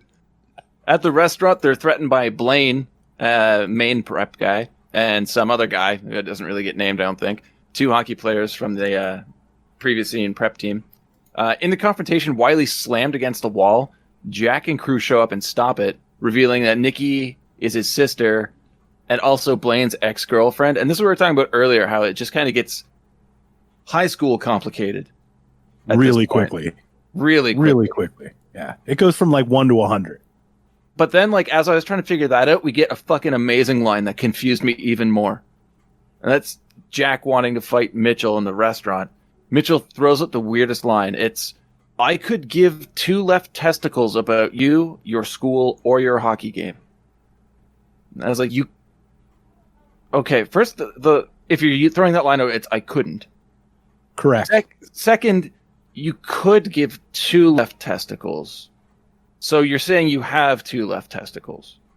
Yeah. It reminds me of Best in Show where Eugene Levy has 2 left feet in the show. Oh my God. He physically has 2 left feet. Mitchell Guzin has 2 left testicles. Well, that's like Happy Gilmore. I eat pieces of shit like you for breakfast. You eat pieces of shit for breakfast? Yeah. I love it. Yeah, you're right. Calling people out on And it. you're correct. You shouldn't give 2 shits. Not should or could. You couldn't. Yeah. Or whatever. Or whichever way it is, he It had it definitely backwards. couldn't. Yeah. I couldn't care less. Yes. Correct. It's like, I could care less. Be like, oh, so you do care. Wait, Oh, what? so you No. care. Wait, Fuck. you could care Couldn't. less? I meant Gosh, couldn't. shit. I eat Damn pieces of shit for breakfast. Oh, man. Now look at things from Jack's perspective here. His girlfriend is constantly flirting with Mitchell. Mitchell cost him the hockey game, and now he's trying to date his sister. I'd be pretty fucking annoyed if I were Jack as well. And Blaine's still trying to move in on his sister, who he's trying to protect. Yeah. So He's protecting not her just from- trying to move in. He's trying to In his- take it. Yeah. Right. In his Well, mind, right? yeah. Jack's protecting from Mitchell, the other boyfriend, his team, the other team. He's got a lot on his plate, man. There's a lot on that kid's mind. Although, And to be fair, doesn't Blaine refer to Nikki as his property? Or Yeah, was I that think Jack he does. earlier? She's mine, Jack, or something, or she's no, mine. it's Jack. it's earlier when they walk out of speech class and Augie yeah. says that he shouldn't mess with another man's property. with Alexis, yeah. Yeah.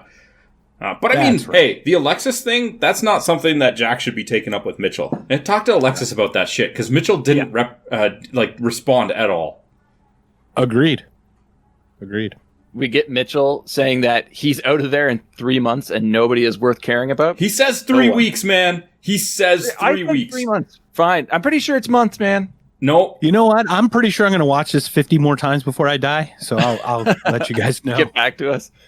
I'll get back to you. Nikki definitely takes it poorly and runs off. Jack offers Gloria a ride home. She gathers her things and kisses Wiley on the cheek before leaving. He stood up for her, man. Yeah, he was the only one that stood Once. up. Like, yeah, it was bad, but I mean, look, he was more of a speed bump than a roadblock, but he definitely was there. Yeah, but it's like, he I will tried. definitely kiss you on the cheek, but there's no fucking way I'm getting back into a car with you. Well, I mean, they drove there. Wiley could take her home. the first time she got into a car with him, he reversed into another car. So, I mean, maybe that's a justified fear. I don't know. At that point, like, I don't trust your like motor skills whatsoever. I'm probably not going to kiss you either. Are you ready for the movie theater perspective on it, though? Sure. So right now we're in a very, very tense portion of this story. We now have introduced an ex-boyfriend and the brother to Mitchell. Plus Jack is still in this whole thing. This girl has no idea. They're trying to say that Mitchell's completely boxed out now.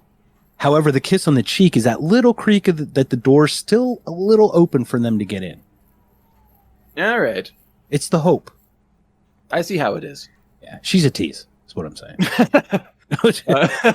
Wiley runs out, and Mitchell chases him. Wiley gets mad at Mitchell for not doing anything, not standing up, not throwing a fight, and Mitchell just throws the passive roll in his face. Which he does a lot. Well, no, the next day at school, Mitchell tries to talk to Nick, and she shuts him down. Then we get the weird, depressing nature montage implying self-reflection. Yes. And I love how we're seeing his memories of being with Nikki, but all they've actually done is go to the atrium and kiss on the boardwalk. Yeah. That's it. That's all we've seen them do. Yeah. Such a connection. Next thing you know, you're seeing cotton candy coming out of nowhere. They've been on fairs. He won her a teddy bear. No, all that stuff. I'm with you. Also, at this point, he's still leaving in what Sandro calls 3 weeks.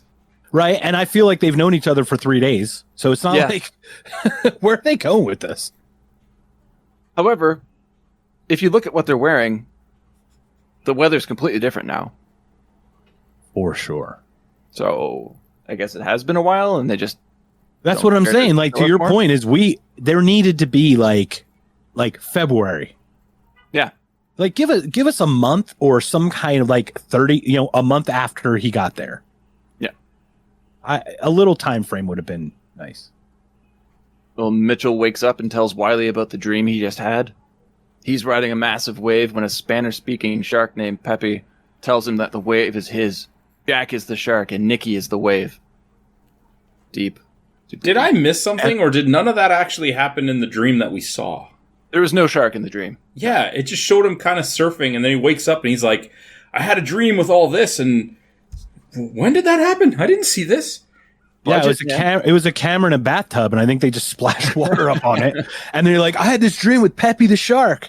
And like another thing, Pepe the shark probably wouldn't make it in today's world either. Just FYI. But you didn't even need to politically correct game. You didn't need to show a dream sequence at all. You could have shown him like kind of like, twitching or whatever you want to call it in bed, like he's having a bad dream, and then wake up and tell us.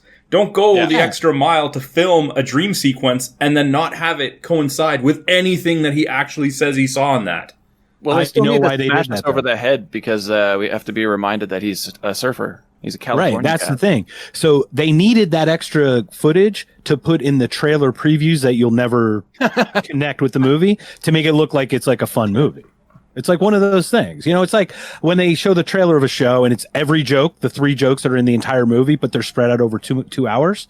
It's not as funny. So they jam them all into a 30-second thing and boom, there you go. Yeah. And what we get next proves that there's been a massive amount of time that's gone past, because Mitchell goes to the hockey game against the Preps in the parking lot when they do have a rink. So obviously, since that was an outdoor rink, and it's not going to be frozen anymore, they're just in a parking lot. I would like to think, if I may, sure, I would like to think that the Prep and the other high school, the underdog team, that was an officiated official game that had ramifications, and the other one's like a weekend neighborhood get together spot, because that's what we used to do, right? That was more of just a pond or whatever. Yeah, it was a pickup game, and the other one was the on a actual weekend. game. Yeah. All right. So that's what it felt like to me.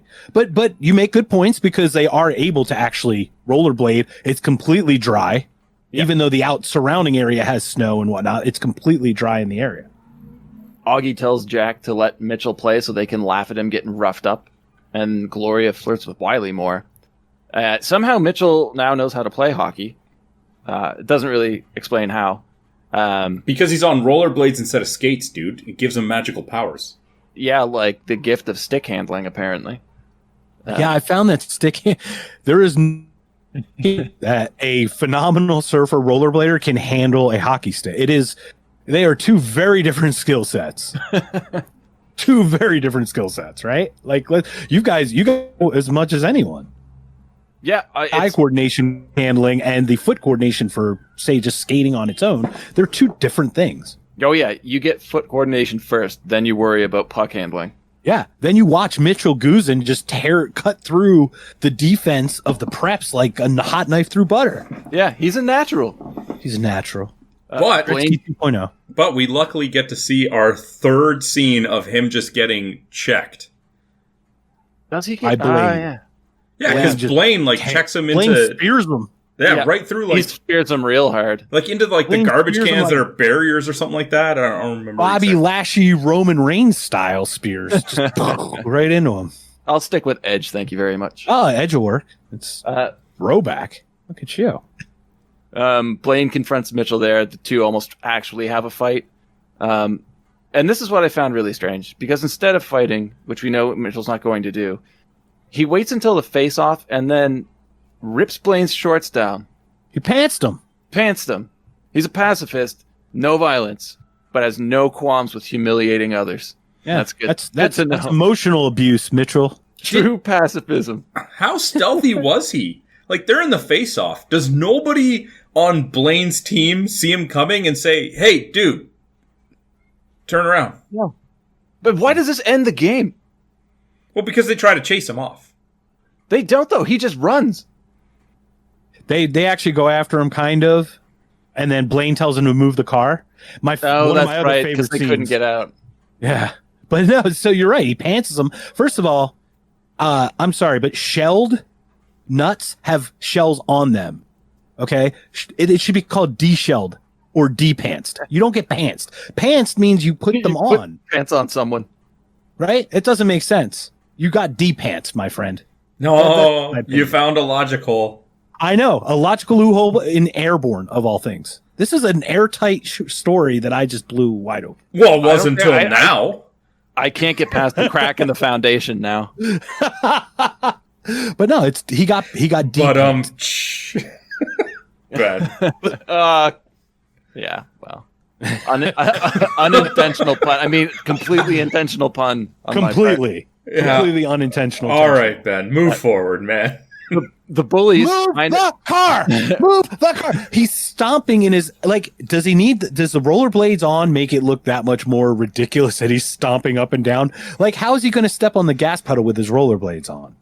How about that?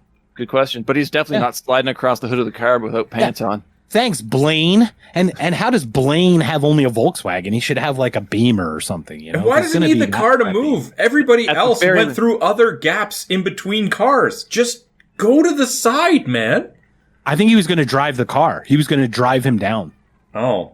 I think he wanted to get in the car to chase him down. Yeah, I think he wanted to run him over.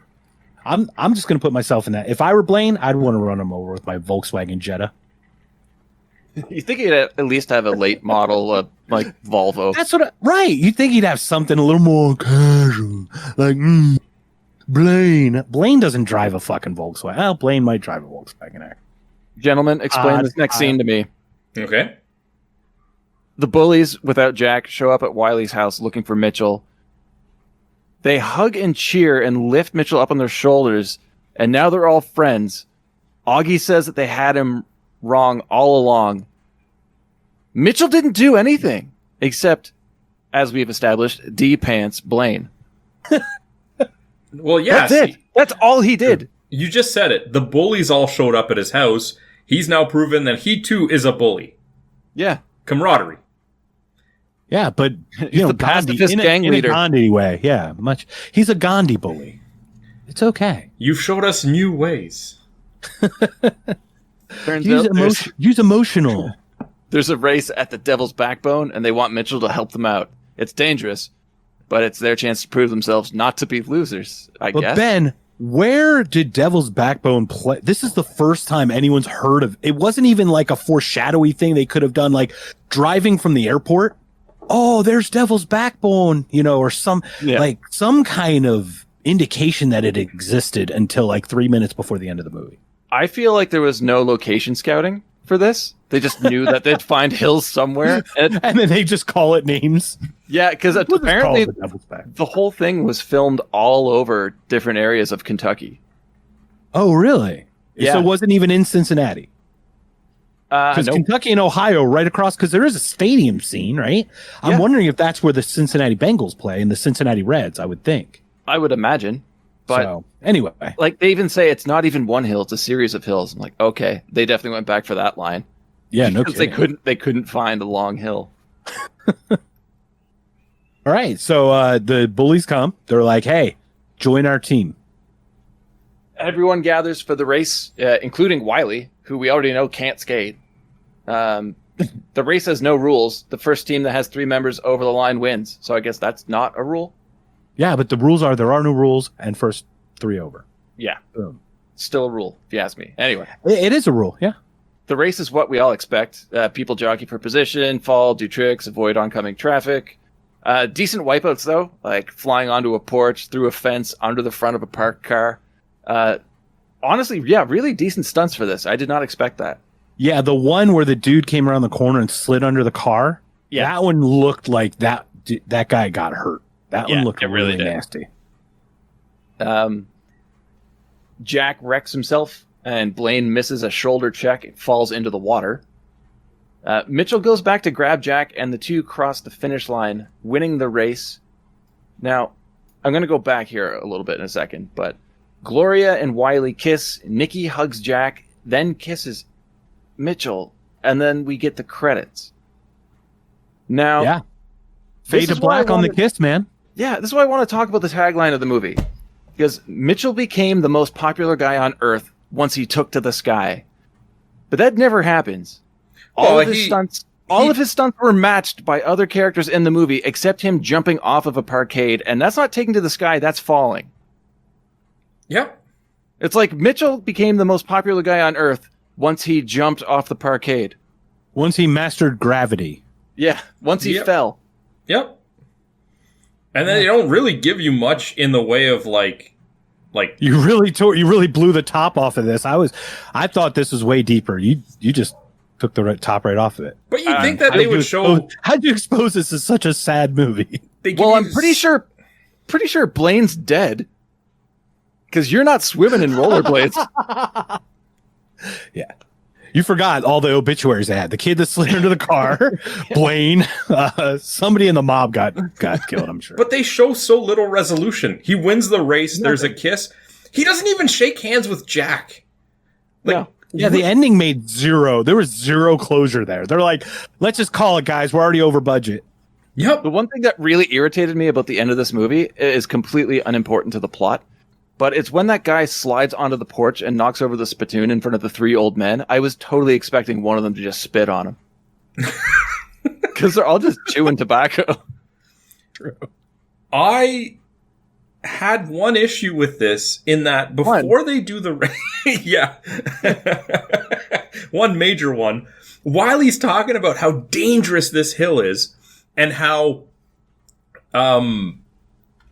the last guy that tried to do it couldn't even walk straight or something like that. Yeah, he had pins in his head. Yeah, I forget what the description is, but that this is some big debilitating thing.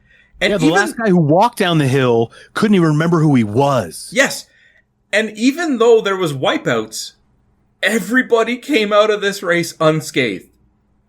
Except for Blaine. Oh, except for Blaine, who drowned, apparently. We don't know that. We don't know that. But even... And we don't know the kid out of the car. We don't know what happened to that kid.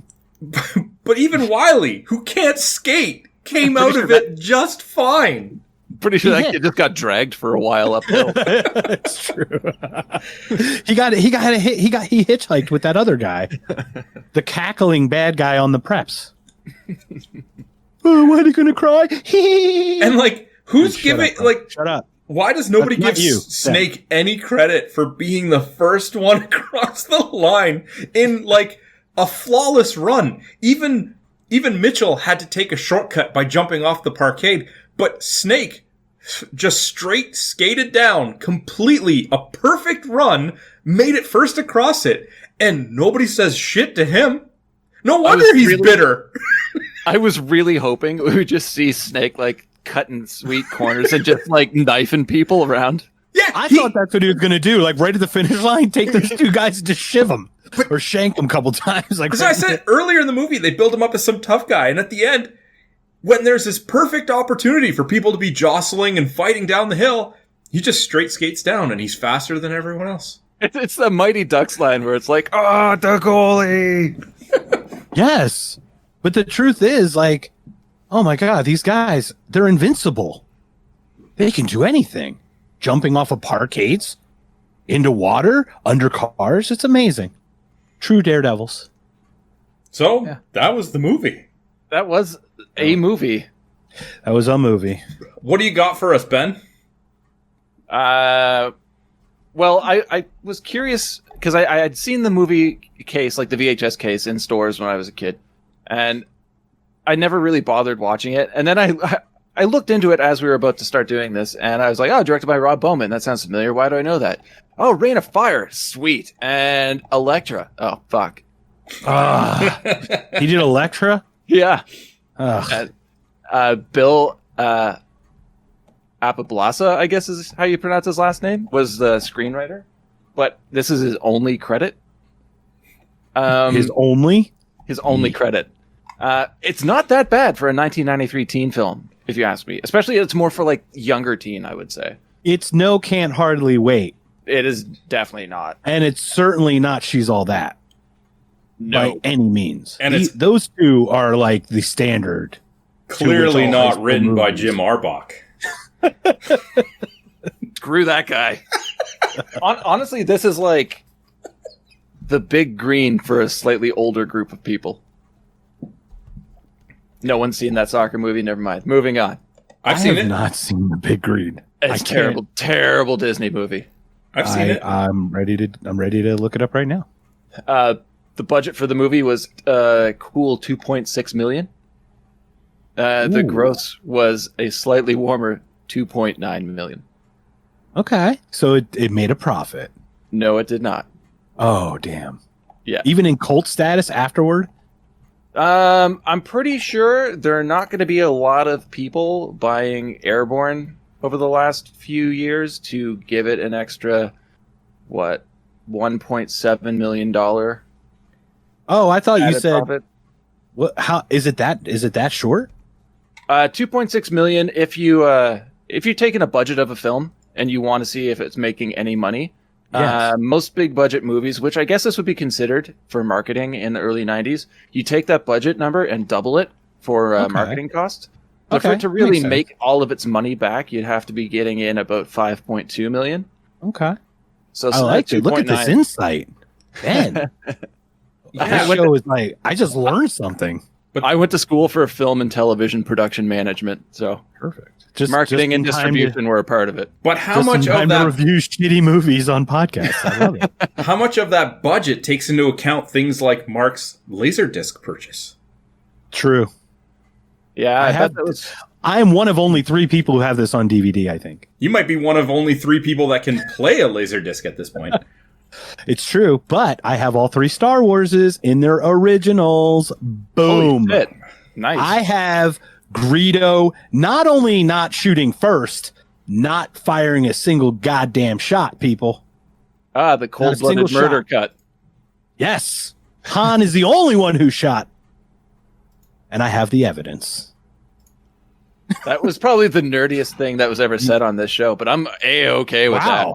Wow. I've listened to you guys a little bit, and that was the nerdiest? I think so. Well, maybe. I filled some big shoes, I think. I'm going to have to give you a run for your money next time. I would think that I could be out nerded for sure. But looking at the ratings for the movie, it does have a pretty decent reaction. IMDb, it was 6? 6.3 out of 10. 6.3 out of 10. And the audience score on Rotten Tomatoes is 59%. The critics, not fans at all, gave it a 21%. And I can see that. It's pretty cookie cutter. But watching this in 90, like, who do you think the target audience is? I would say people who are about 13, 14, maybe 15. Yeah, rollerblading, like, the prayer for the rollerblades to the point was, like, a little bit ahead, right, as it was taking off. Yeah. But 93 would have been, like, heyday of rollerblading. Like, that is, like... So that target audience would have been any, like, active, middle-aged white people, probably between, like, 12 and 18. Yeah. So I could easily see it hitting with its target audience. Oh, totally. I mean, Jack Black, is this his first role ever that's credited in any way? Oh, I don't think so. Because I'm looking at it, and I know he was the pilot in Waterworld that got shot with the harpoon. Yes, but that was 94. I think. That was 94, right? Yeah. So, yeah, it must have been one of his earlier pieces, right? It is one of his earlier, but he's got 8 credits on IMDb before this. Oh, wow, he was in The Fall Guy. Holy shit. Mm-hmm. No way. All right, that was Sandro. Sandro, is this... I'm sorry, I'm stepping on your toes, aren't I? This is your realm, I think, right? No. To go into Jack Black and his ogginess? No. But yeah, The Fall Guy was his first credit on IMDb. This is his second movie behind or after Bob Roberts in 92. Oh, I see. Marked for Murder. He was a TV movie. He was a car thief. Yeah. And then right after Airborne, his next film was Demolition Man.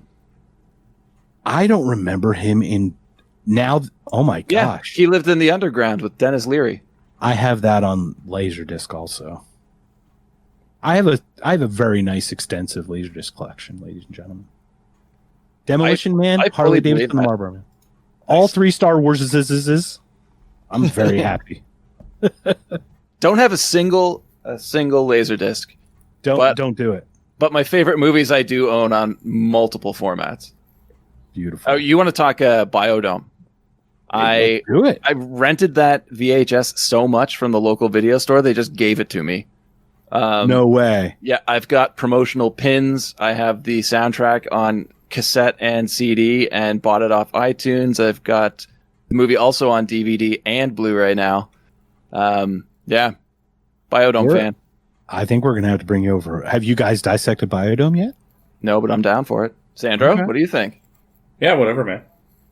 All right. Well, Sandro... You can hear that passion.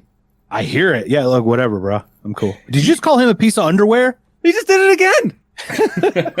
The movies that Ben has subjected me to, I'm not going to be fazed by anything at this point.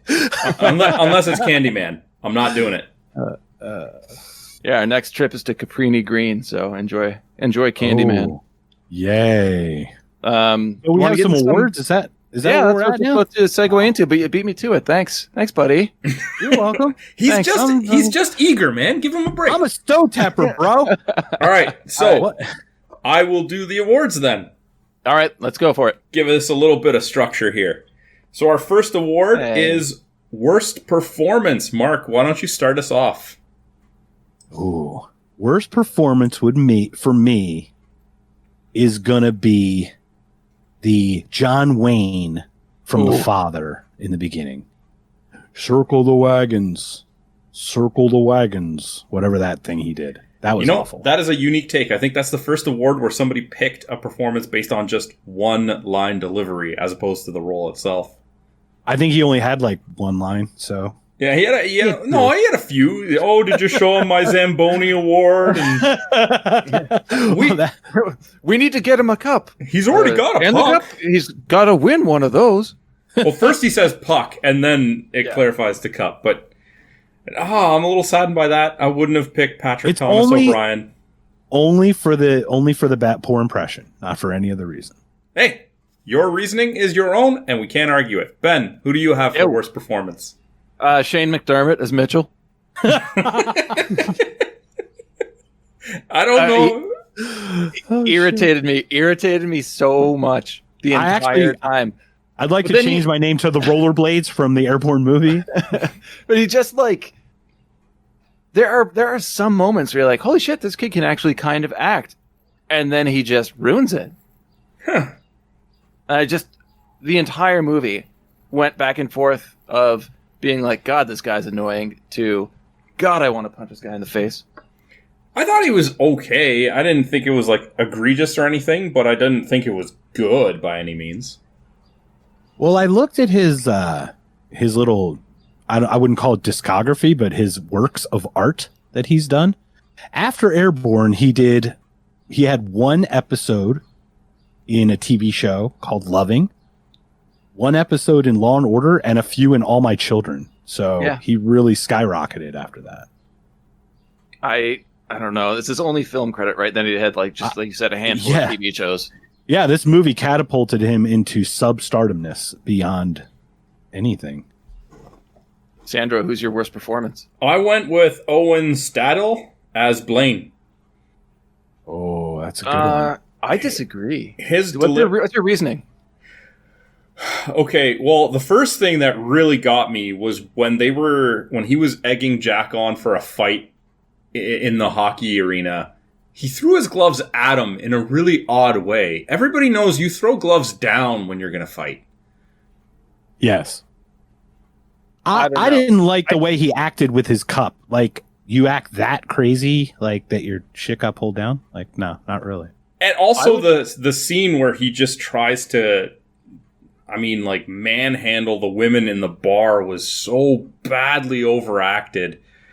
I feel like that went perfectly with the character, though. Like, we're supposed to hate him more than we hate Jack. So I hated like a whiny bitch, which is totally what we want him to think, right? I hated the character, but I also hated the actor. So look at that, twofold. What I think is great, if I may, I chose an actor with a storied career in history. You chose one that was Ben. You chose a gentleman who had one movie and like 3 TV shows, and you chose Blaine, Sandro, who has one other TV movie outside of this, and that's why. So yeah, that's why you guys. Why am I even on here? I have no clue. I have no taste. I don't understand what I'm talking about. You're on turn here it around with your best performance. You're on here to tell us what the best performance was. Oh, well, the best performance is Seth Green in anything he does. I have Seth Green as well. I will mention the Jack Black. Really? I also have Seth Green as Wiley written down. Yeah. Wow. Look at this consensus we have. He really put himself out there. He chose a role where it would be very awkward to act out in certain scenes, and a lot of it is making fun of yourself, making yourself look super awkward, admitting that you're not the cool guy, playing like the weirdo, and committing to it so hard that you become the fan favorite. Like, only a few other people have been able to do that, and it's normally in teen romantic comedies. Like, that's what Anthony Michael Hall did. That's what Robert Downey Jr. did in the 80s. And that's usually because they were handsome. Like, let's not kid ourselves. Like, Seth Green is not like the chiseled young man. Like, he's not like a person. He looks like a human version of the Chucky doll in this movie. Yes. Okay. Mark's prejudice comes up again. It's because he's a redhead. I got it. Ginger, man. No. So we don't like that on this show. Nope. But the truth is, Seth Green is not like an Anthony Michael Hall or a Robert Downey Jr., where you could play a lovable loser who tends to look good outside of that. No, like, he's definitely an outcast. Who was like a nerd who grew up pretty handsome. It's like, it happens to most guys. Oh, like Patrick Dempsey, right? Can't Buy Me Love. He's this total nerd, but he really becomes like this chiseled, amazing McDreamy guy, right? Is he McDreamy? I don't even know. He is McDreamy, yeah. Is he? Okay. He's one of I never saw the show, so I just know that a lot of people did. But what about that Jerry O'Connell guy?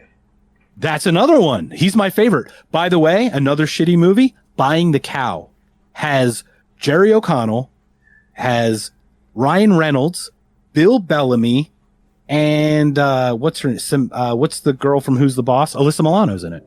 Oh, God. Another amazing cast, amazing movie, but not such a great movie. Well, I guess it has Bridget Sampras also. We're all in agreement that Seth Green was the best performance. Yeah. Now, I go ahead, Sandra. Sorry. He was the most natural. I mean, he came off as a awkward, bumbly teen when he needed to. When he got angry at Mitchell for not standing up for him, like, it was believable. Like, he conveyed more emotion than anybody else. He did a great job, and like, he had to wear many hats. And he knew who he was. It's not like he guessed anything more about who himself was. You know what I mean? He didn't lie to himself about who he was. It was very natural, to your point. He played that role and everything. Yeah, exactly. Can't Hardly Wait was the exact same role, right? Like, what's up, boys? Like with his backpack and with Lauren Ambrose, who was the other redhead in that, who was the attractive one because she's a female. And don't forget, we also had Jerry O'Connell. I love Can't Hardly Wait. Well, our next Can't Hardly Wait. Ethan Embry, another redhead in that movie. A personal favorite of the show, Ethan Embry. Now I sent you a link, Sandro, I think. Maybe Ben I did. But I've got a website here that the title is Jack Black's best character is Augie in Airborne, and it's not even close. And this is only 4 years ago. So, you might have to put that up. I mean, we can definitely give him an honorable mention, but for me, it was Seth Green as number one. It was Seth Green. But let's be honest, Augie was pretty good. You know what? I'll even give it a 1A, 1B instead of a 1 and 2. Honestly, I had best performance written Seth Green as Wiley, honorable mention Jack Black as Augie. And that's where I also listed, pretty sure Matty Matheson based his public persona off of this performance. Fair. All right. Makes sense. So the next award is most memorable line, and that can be good, bad, silly, whatever, just for whatever reason, your most memorable line of the movie. Did you just call me a piece of underwear? There it is, right there. That's it. I mean, you showed your hand on that one much earlier. Much earlier. I didn't know this was coming. I didn't know these award sessions were happening. So my apologies. I fell on the spot. Yeah, it's not like I sent you a link with all of the awards.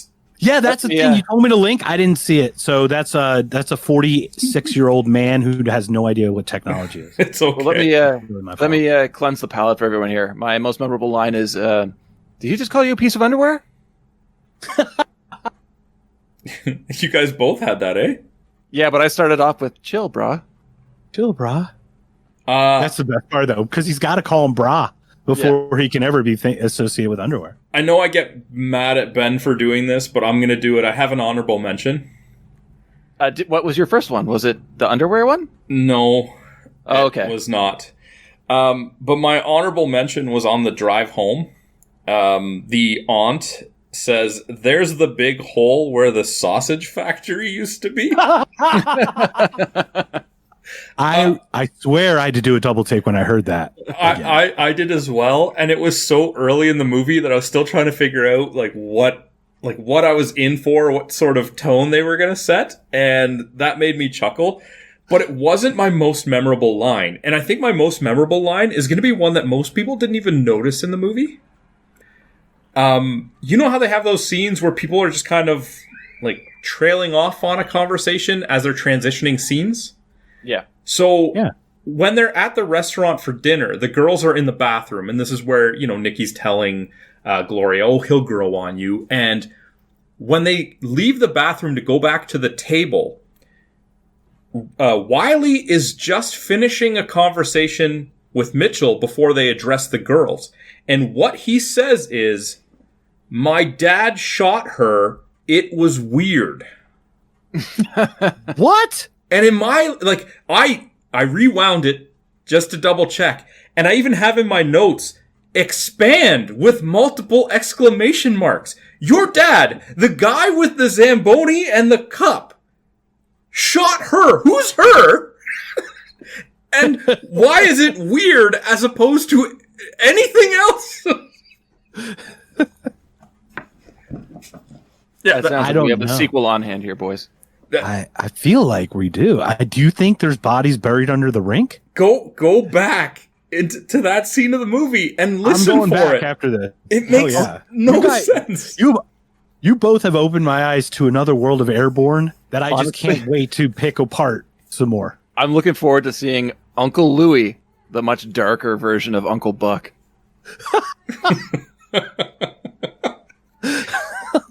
Oh, what a great movie! Father's gonna get you.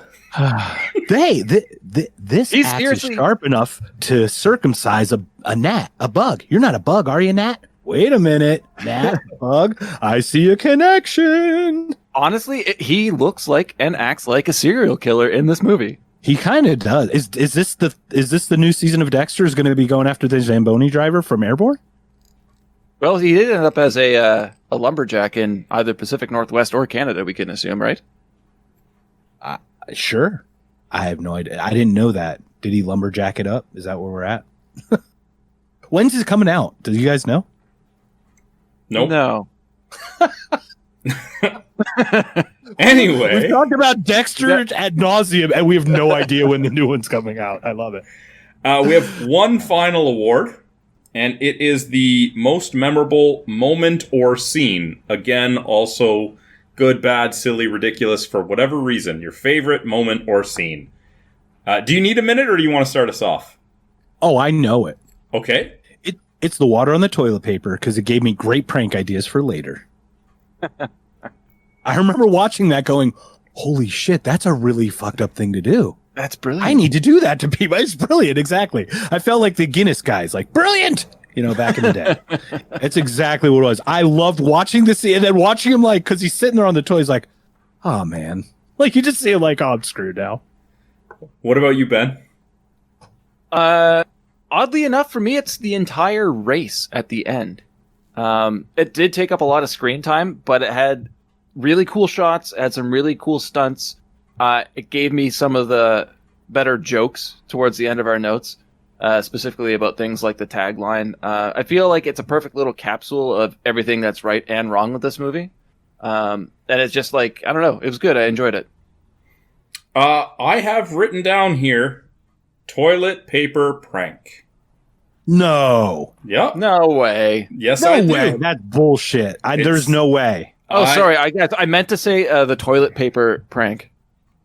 Listen, Ben and I have found ourselves surprisingly, I think it was last episode, we had 3.5 awards that matched.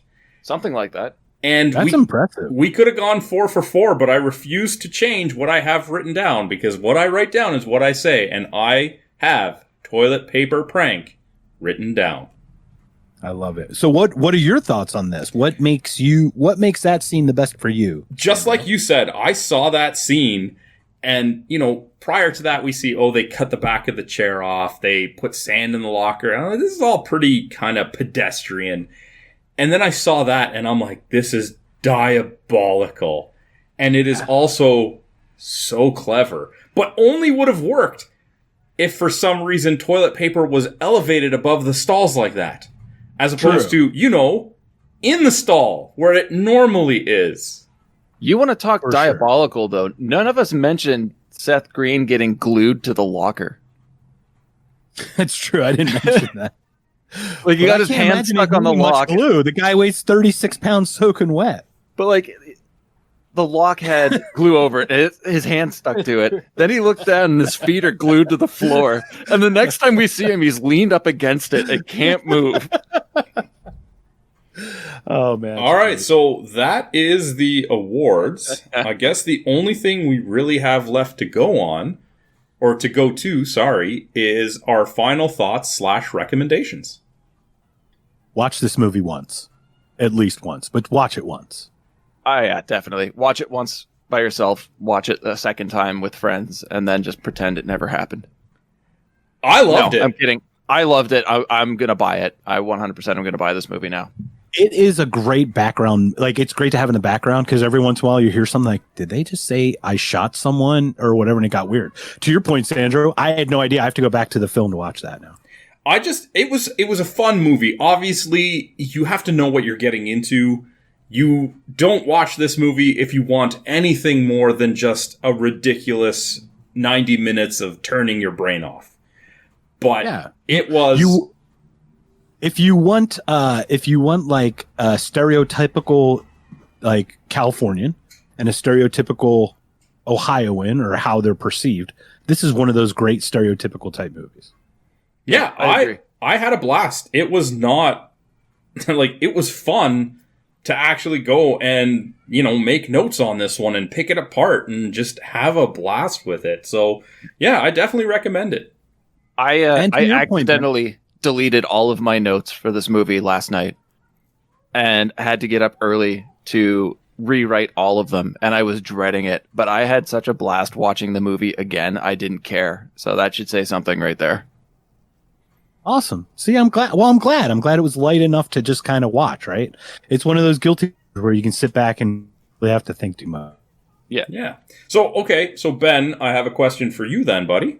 Sure. What movie are you and I going to be reviewing next week?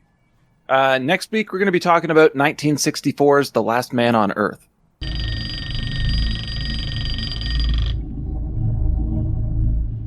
Another day to live through. Better get started. Those cells are still living, Dr. Mercer, off one another. There has to be an answer. You heard that all communications are ended outside the continental limits? Yes, I heard. That leaves it in our laps.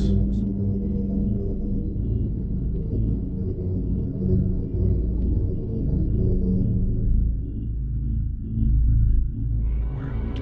An empty, dead, silent world.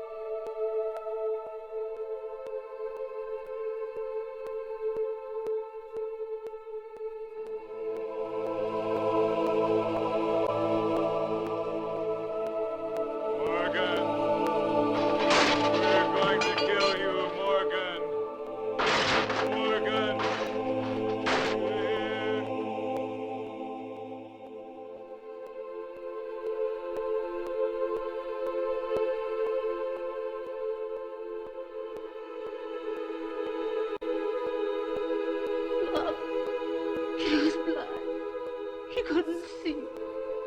She kept reaching out her hands, groping for me. Then, all of a sudden, she was gone.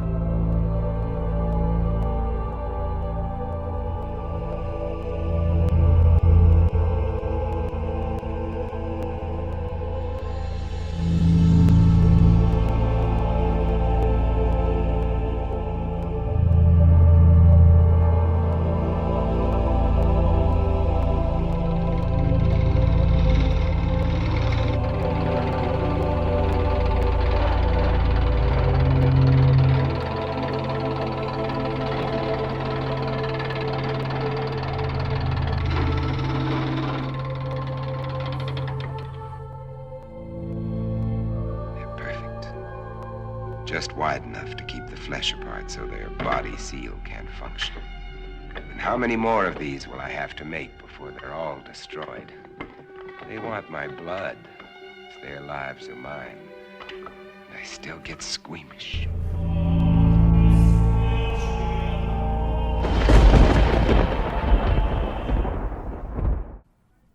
Okay, well, that's a movie I've seen before. Before we sign off, Mark, thank you so much for joining us again. This was a blast. Man.